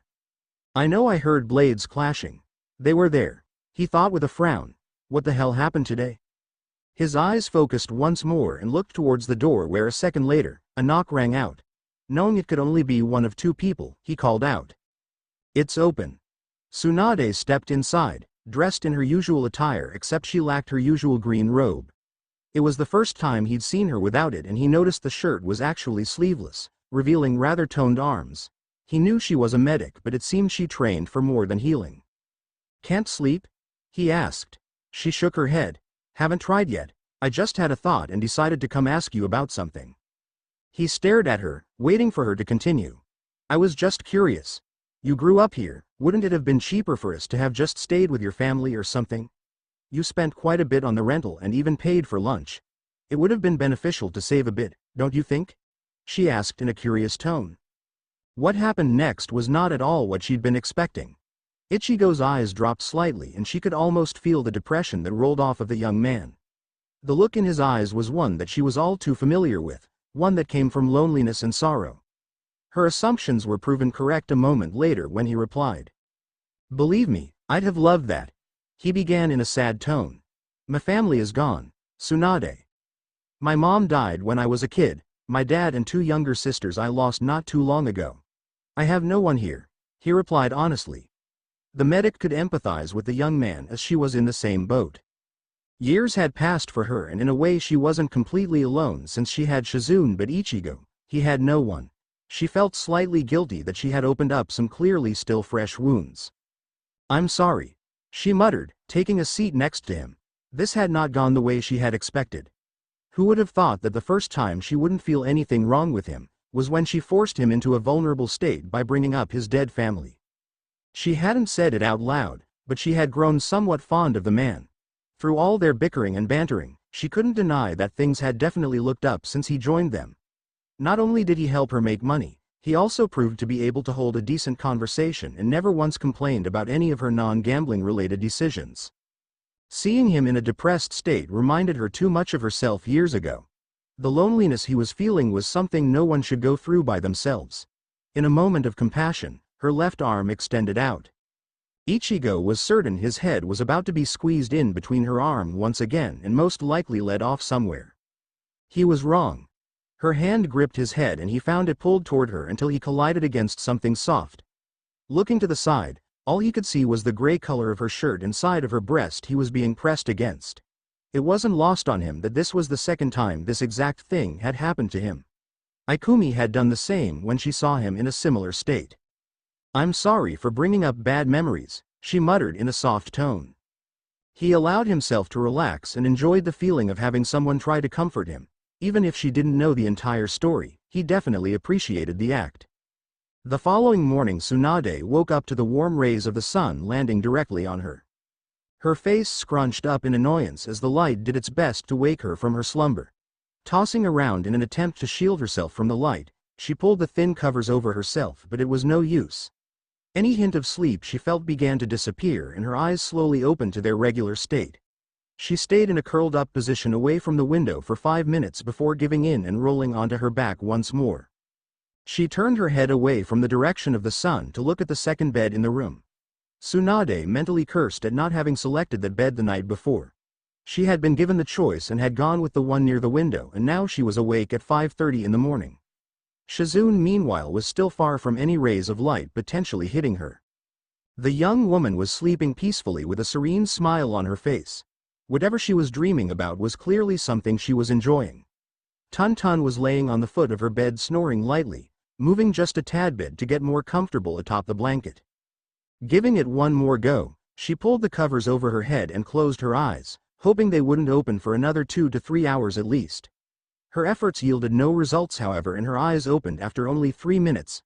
Huffing in annoyance, she pushed the blanket down so that only her lower half was covered. Adjusting the shirt she wore to sleep, she sat up with her back against the headboard and stared straight at the opposite wall. She stared boredly, mentally kicking herself for the last-second decision to come to Yugakure. Unlike most of the towns she frequented, this one had no casinos to keep her occupied. The thought of the casinos made her think of Ichigo and the conversation they'd had on the way to the village about her losing money. Thinking back on it now, she found it kind of funny to see him so worked up. Her small smile faded shortly after the thoughts entered her mind however. The events of the night before crept up on her. She had stayed with him for well over 20 minutes in silence, keeping him within her embrace. Her concerns had vanished for the moment as the empathy she felt for the man compelled her to do what she did. Tsunade didn't regret comforting him in a time of obvious need, but she also realized it had paused her ability to think clearly at the time. Now with nothing to do and possibly a few hours until either Shizune or Ichigo woke up, she could think over everything carefully. The doubts and suspicions she had as to his story were still present, but she couldn't clearly explain why. Ichigo's story so far had checked out, but something in her mind lingered, telling her it wasn't right. There was a certain feeling she got whenever she spoke to him that told her he wasn't being completely honest. That could have just been the paranoia that develops in most seasoned shinobi, she reasoned, but it felt like more than that. The one thing she knew for certain was that what he'd told her about his family was very real. One couldn't fake the kind of pain she saw in his eyes. The way he got around the village, however, was what had her suspicions going off once more. The way he traversed the village didn't give off the impression that someone had lived there for a long period of time. Sure, he knew a few shortcuts and some decent places to eat, but she'd kept her eyes on him. More than once had she caught his eyes wandering around the village. He had the same look that one would have when seeing something for the first time. There was no one he greeted like an old friend or even acquaintance, and while the reasoning for the recommended hot spring made sense, she was iffy about that as well. Then comes the issue of his speed, she thought to herself. Tsunade knew of and had encountered some of the strongest shinobi alive, and their speed paled in comparison to what Ichigo claimed. Even someone like the fourth Raikage, who was considered the current fastest shinobi, didn't measure up. Minato could be compared, but he used markers and her granduncle's signature jutsu. To go to aim, Konoha, and then back to us after a bounty, that would take hours, and he did it within one. She continued mentally, frowning at the wall. If he was really that fast, he would be the fastest shinobi alive. Someone that fast would have been known to some degree, but yet neither she nor Shizune had heard of him prior to their meeting. Shinobi with notable skills tended to have their names drift along through the nations. So how was it that the man was almost a complete unknown? Even if he was from this village, someone would have known of him. Is everything all right, Lady Tsunade? The blonde snapped out of her thoughts and turned to look at the younger woman who was rubbing the sleep out of her eyes. Just fine, Shizune. Go back to sleep if you're tired, not like we have much to occupy ourselves with, she replied with a bit of frustration. Well, it was your idea to come to Yugakure. The young woman shot back. Did it live up to your expectations? Tsunade hummed and shrugged. I suppose it did. The hot springs were amazing, I'll admit to that, but maybe Ichigo was right. There really isn't much else, she added. It was surely a coincidence that his words about not much to do were proving to be true. You mean you can't gamble and waste hard-earned money? You've been letting his words corrupt your brain, Shizune. I don't lose money, the casinos just cheat me out of it, she huffed. The younger woman smiled and nodded without the faintest trace of belief. Whatever you say. So what's the plan for today? The older blonde didn't respond for a minute. What could they do? She wasn't in the mood to hit another hot spring, especially since they would surely have to share it with a number of tourists. We'll get breakfast and see if Ichigo has any ideas. We're in his home, Let's see if there's something he wants to do before we leave. If he doesn't, we'll leave today. That's a great idea. This is the first time he's been back in a while. I'm sure there's something he wants to do. I doubt it. Tsunade thought to herself. Glancing back at the wall that separated them from the man in question, she stood up and headed to the bathroom to prepare for the day. While the women were beginning their morning routine, Ichigo was wide awake in the next room over. Like Tsunade, his own thoughts had been riddled with the memories of the night prior. Now that he was in a better state of mind, he still couldn't think of a good reason why he'd told her about his family. Up until now, he'd been able to fabricate almost every aspect of his life, but he couldn't bring himself to lie about his family. Sure, there were some discrepancies since other than his mom, his family wasn't dead, but with his current situation it wasn't much different. He hadn't said exactly what had happened to them and how they were just in another plane of existence apparently, but it wasn't a complete lie. The revelation of what had happened to his family led to yet another surprising moment. In his time of vulnerability, Tsunade had offered him comfort. He didn't keep track of how long they stayed in the admittedly comfortable embrace, but it must have been 20 minutes at the very least. He couldn't help the small grin that made its way onto his face at the thought. Tsunade had unknowingly held him in the same manner Ikumi had a while ago. If he was being honest with himself though, he had to admit that he enjoyed it this time a bit more than the last time. He wasn't a perv by any stretch of the word, and most could vouch for him, but it was undeniable that Tsunade was a looker. Had the situation not been as depressing as it had been, he would have enjoyed the feeling a bit more. The Shinigami groaned silently to himself and palmed his hand to his face as another thought came to him. The two were always at each other's throats, and if there was something he knew about Tsunade, it was that the woman was petty. To a degree he was too, as he didn't mind bringing up old events to get a point across, nor did he ever back down from a bickering session.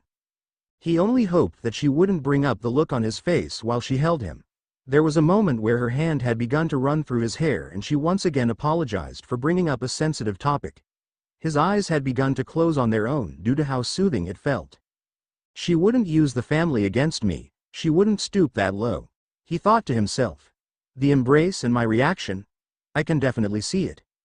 Sighing to himself, he sat up and let his legs rest off the side of the mattress. Tsunade's potential teasing aside, there was another issue that had taken root within his mind. This one, however, wouldn't be as easy to maneuver as it was to memorize the layout of the village. After their trip to the hot springs, he'd guided them around the village, acting as something of a tour guide. He took them from place to place, detailing what place sold certain goods and which places were cheaper than others. Shizune hung on his words and would ask questions about some of the places, most of which could be answered rather easily.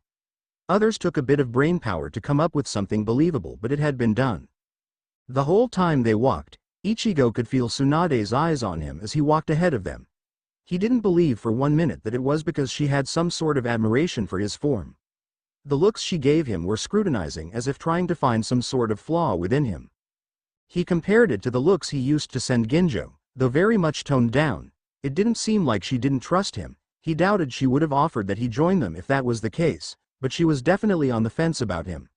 She wouldn't be completely wrong either, as he had withheld information from them, but nothing that would put them in danger. I'm going to have to be more careful, he realized. If she does distrust me, I can probably expect non-close-ended questions. Things that'll make me answer in a very specific way. Damn it, why couldn't Urahara have taught me how to lie better or something? The only thing he could hope for was that they wouldn't be in the village for much longer. Once they were gone, the questions about the village would cease and he'd be in the clear. Hopefully it would stay that way until they made it to Konoha. He needed Tsunade to trust him. The chance to learn about or meet someone who could potentially know the teleportation technique depended on it. Of course, there was the chance that no one knew it, but he would cross that bridge when he came to it. For now, that was his best bet and he would do whatever it took to get there. Figuring it would be best to get up and start the day, he walked over to the bathroom, grabbing his clothing as he did so. Closing the bathroom door, he glanced at the clothes he would be wearing and wondered if perhaps it would be a good idea to get some new clothing. He was sort of attached to the standard Shinigami clothing, but eventually he'd need to have them replaced. It can wait a little longer.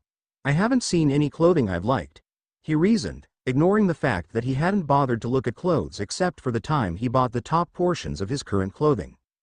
A couple of minutes later, after filling the bathroom with steam from his shower, Ichigo emerged fully dressed and refreshed. Making sure he had everything he needed, he stepped out of his room and took 5 steps to his left. He could feel movement from within the room, so he knew he wouldn't be waking anyone up. After 3 knocks, Shizune opened the door and greeted him kindly. "Morning, we're just about done getting ready. Come on in," she told him. Stepping inside, he placed Zangetsu along the wall next to the door and took a seat on what he presumed was Tsunade's best. He couldn't see her within the small room, which meant she was probably in the bathroom. "We're just waiting on Lady Tsunade to finish applying her makeup. She should be done any minute now." Nodding in understanding, he let himself fall onto the bed in a similar fashion that the blonde had done on his. The two didn't have to wait very long as Tsunade emerged from the bathroom just 3 minutes later. Her eyes noticed the new addition to the room but made no indication that she was bothered by his lounging on her bed. "Good morning. You seem to be doing better," Tsunade noted. "Much better. So what's on the agenda for today?" he asked. "Nothing actually," she replied simply. "As it turns out, you were right when you said there wasn't much to do around here. After our little tour yesterday, there doesn't seem to be much else to see." He nodded and inwardly thanked whoever was looking out for him for this development. "I did a bit of thinking and figured since I dragged us all the way out here, we might as well let you decide if there's anything you'd like to do," she continued. Shizune nodded. "That's right. This is your home village after all. Is there anything you want to do? Anyone you'd like to see before we go?" He shook his head. "Not exactly, well, besides eating at a specific ramen stand that's nearby. They have some pretty good tonkatsu." "That's fine with me." "Shizune?" she asked. The woman was quick to agree. "I haven't had a good bowl of ramen in a while. If it's anything like the last place you took us to, I'm sure it'll be good. So there's nothing else you want to see while we're here?" Ichigo looked at her with a raised eyebrow, a look that she mirrored as she crossed her arms in front of her chest. He'd already told her that there was nothing left, but she continued to ask as if he'd change his mind. "Thanks for taking me into account, but it's okay. There's nothing else I really want to do here." "So if none of us have anything else to check out, what are we doing?" he asked, trying to veer the conversation in another direction. "Well, if it's all the same to you, we're leaving Yugakure after breakfast. There's another town I need to head to," she informed him. The Shinigami grinned. "You really couldn't go long without gambling, could you?" Tsunade could feel a vein in her head bulge at his comment. To think she'd gone out of her way to make him feel better the night before. "I'll have you know I wasn't thinking of going to a gambling town, but since you want to be a smart ass, I think that's exactly where we're going." Shizune snickered at the interaction but covered her laugh with a cough when a stern glare was sent her way. "We're ready. Lead the way," she ordered. Standing up, he headed towards the door, snatching his blade along the way. He quickly stopped by his room once more to give it a final look over to make sure he hadn't accidentally left any money. Once he was certain everything of value was on him, he locked the door and went downstairs to check out. "What was Yugakure like before it became a tourist destination?" Shizune asked curiously. Ichigo hummed but didn't break his stride. "Almost exactly the same. Some of the hot springs you see here hadn't been made yet, and some didn't look the way they do now. The academy has since been demolished and replaced by a shopping center. The one we were at yesterday." He lied. There was no way to confirm his words, so they would have to take it at face value. Tsunade stared at him with that same look she'd given him the night before, and he felt a sudden nervousness build within him. He'd already said most of what he knew about Yugakure. Anything from this point on would need to be remembered so that he wasn't caught in a lie. He was saved from further questions as they arrived at the stall. The owner was barely opening up but welcomed them with a smile on his face, very much pleased to have their business. The ramen was good, better than anything he'd had back home in a long time. Just over 30 minutes later, they were back at the torii gate that stood at the front of the village. Ichigo gave one last look back and mentally exhaled. He'd made it with only a few close calls. Tsunade didn't say the name of the next town they would be staying at, only that he had better be ready to make some cash. At this point, Ichigo felt more like a tool than a traveling partner, which was ironic considering the two women were shinobi, which historically were just used and discarded. They walked for the better part of an hour and a half, making small talk about whatever came to mind. During a rather interesting conversation with Shizune about how exactly she came to possess a pig, he stopped when he saw someone familiar up ahead. On the path, there was a large tipped-over tree with a silver-haired man sitting on top of it. The man wore a white shirt underneath a black unzipped jacket. His pants were dark blue in color and were tucked into his shoes, which were some sort of modified sandals. In his hand rested a large three-pronged scythe. Sensing their arrival, the man opened his eyes and glanced at the party of three. "Well, what do we have here?" he asked with glee in his voice. "One of the Sannin and two others, it's my lucky day." Tsunade placed a hand on her hip and looked back at him uninterestedly.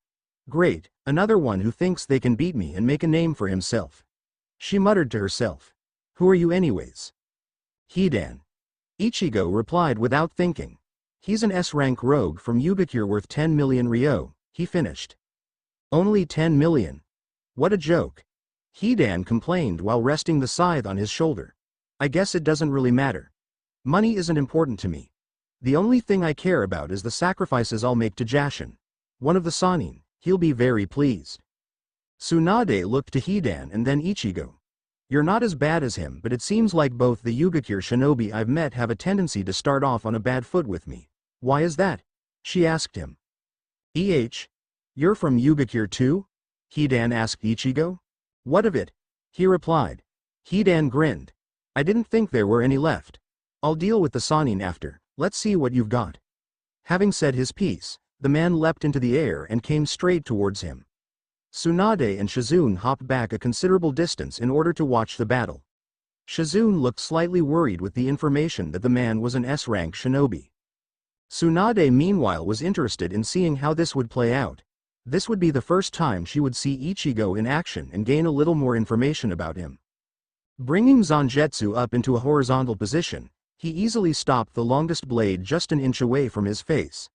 There was decent force behind the attack, much more than there was with Rokusho Aoi at least.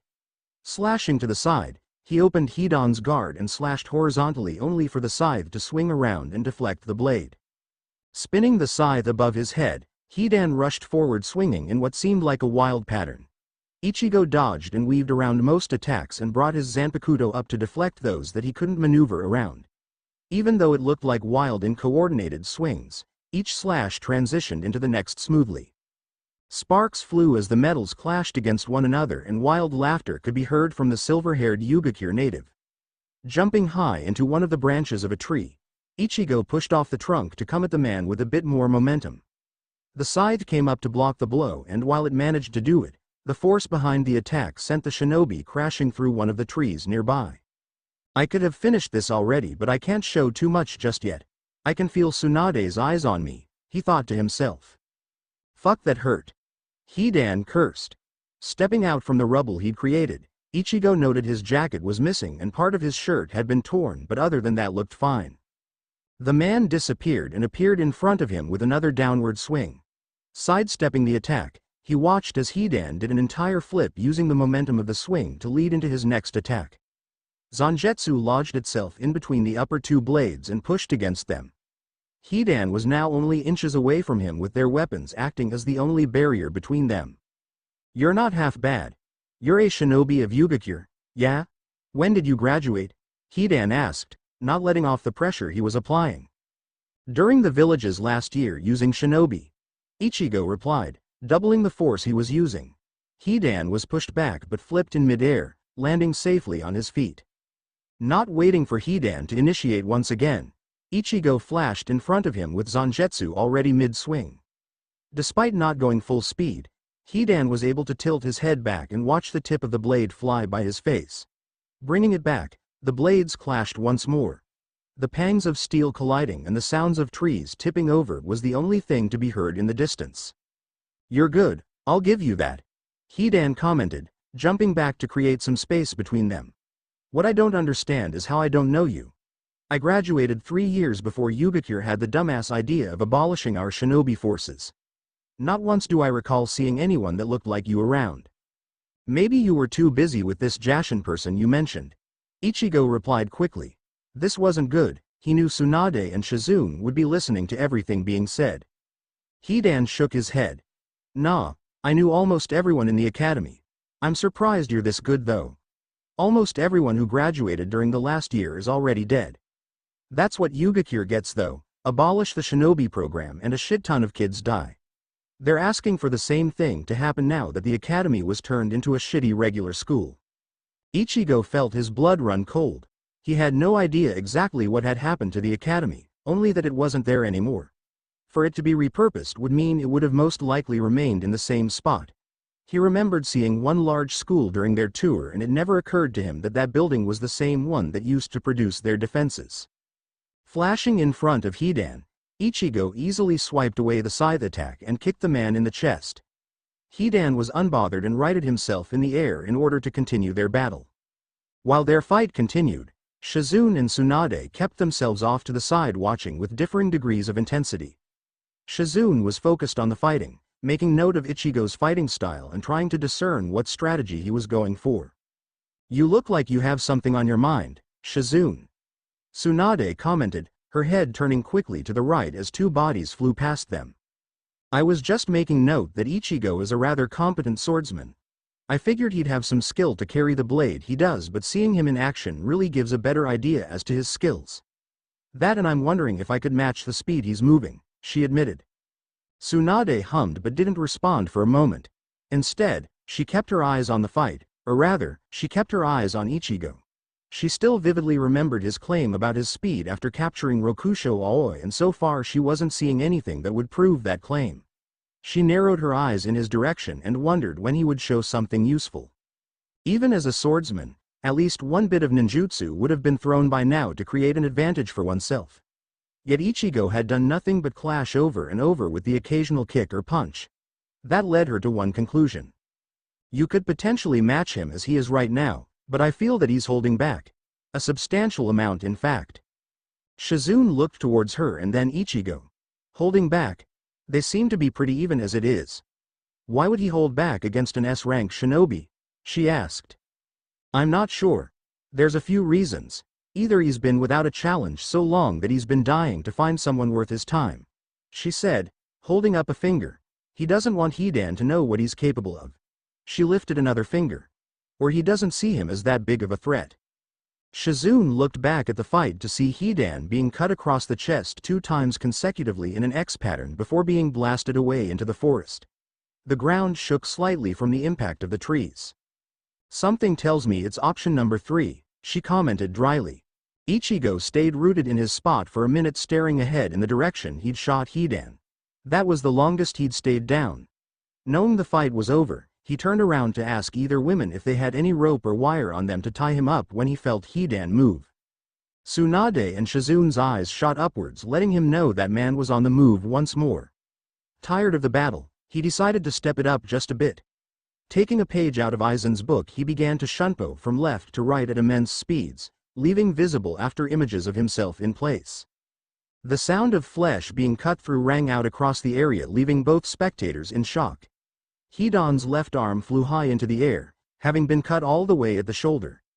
Ichigo stood behind Hidan with his back to him and his Zanpakuto extended out and away from him. "You fucker!" Hidan yelled furiously. As if having felt no pain, the man rushed forward again, only to have to pick between a copy of lined-up images of the man. "Is that a clone jutsu combined with substitutions?" Shizune asked in shock. Tsunade shook her head, equally surprised and also impressed. Maybe he wasn't lying about his bounty time after all. "No, that's just him moving from left to right. He's moving at such a high speed that he's leaving after images of himself." "Maybe fast was an understatement," she said, muttering the last part. Hidan swung at what he believed would be the target, only for his scythe to cut through the air and for his opponent's blade to cut through one of his legs. His right leg was cut above the knee, dropping onto the ground. Ichigo, knowing Hidan would continue as he readjusted the grip on his scythe, took a deep breath and steadied himself. As expected, Hidan hopped over to him with a crazed look on his face, yelling and laughing about Jashin helping him or something. The two swung at the same time, only for Ichigo to righten himself up and Hidan to slump onto the ground with his head detaching itself from his body. The Shinigami closed his eyes at the sight and put the Zanpakuto away. This was official kill number 3, but it didn't feel like the first 2. This one felt different. Hidan hadn't wronged him in the same way Ginjo and Tsukishima had, but from what he'd seen, he definitely needed to be put down. Shizune appeared next to him with a scroll in her hand. "What a gruesome display," she commented. "Grab his body parts." I'll help you seal this up. Ichigo did as he was instructed and looked up at the tree branch to see Tsunade with her eyes closed and her head turned away from the scene. He found it a bit strange. He would have thought that as a medic she would have seen scenes worse than the one in front of her. There's a bounty station nearby, he commented. Yeah, it's not too far from here. I'm sure Tsunade wouldn't mind stopping by to drop him off, and if she does it's nothing a few Ryo can't fix. The black-haired woman commented. That was true, he supposed.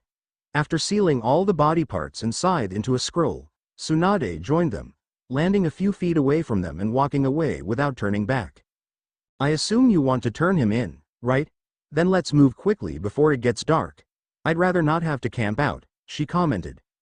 Catching up to her, Ichigo stared at the woman's back and wondered what was going through her mind. She hadn't commented on anything Hidan had said, so maybe there was the chance it had flown over her head. Unfortunately for him, it hadn't. She'd made note of everything that had transpired and she was certain her gut feeling was right. He was lying about being from Yugakure. He didn't seem to have nefarious motives for joining them, but he was definitely hiding something. All she needed was a bit more evidence to support her hypothesis, but at the rate things were going, the two would need to have a chat soon. The walk to the bounty station was a quiet one, with the only conversation coming when they had made it to the station. The entrance was hidden behind one of the urinals, something normal people wouldn't have been able to find without already knowing about it. It was a good thing he could feel someone nearby, and after a little investigating, he'd found what he was looking for. After stating his name and business, things progressed smoothly. The bald man who ran the bounty station had unsealed the man and whistled in amazement at who had been brought to him. Counting the money had taken a few minutes even with the large denomination of bills, but eventually he was on his way. Unbeknownst to him, the moment he had left the room, Hidan's eyes had snapped open. So I take it we're going to scam these guys in cards too? Ichigo asked in a bored tone as they walked through the front gate of the town they'd arrived at a few hours later. We're not scamming. We're just using a mental edge to give us better odds, Tsunade reasoned. That was the most she'd said to him since the battle. Ichigo felt a bit nervous, not that she might be mad at him but because she might suspect something. The looks she'd sent him and the trip to Yugakure had him on edge.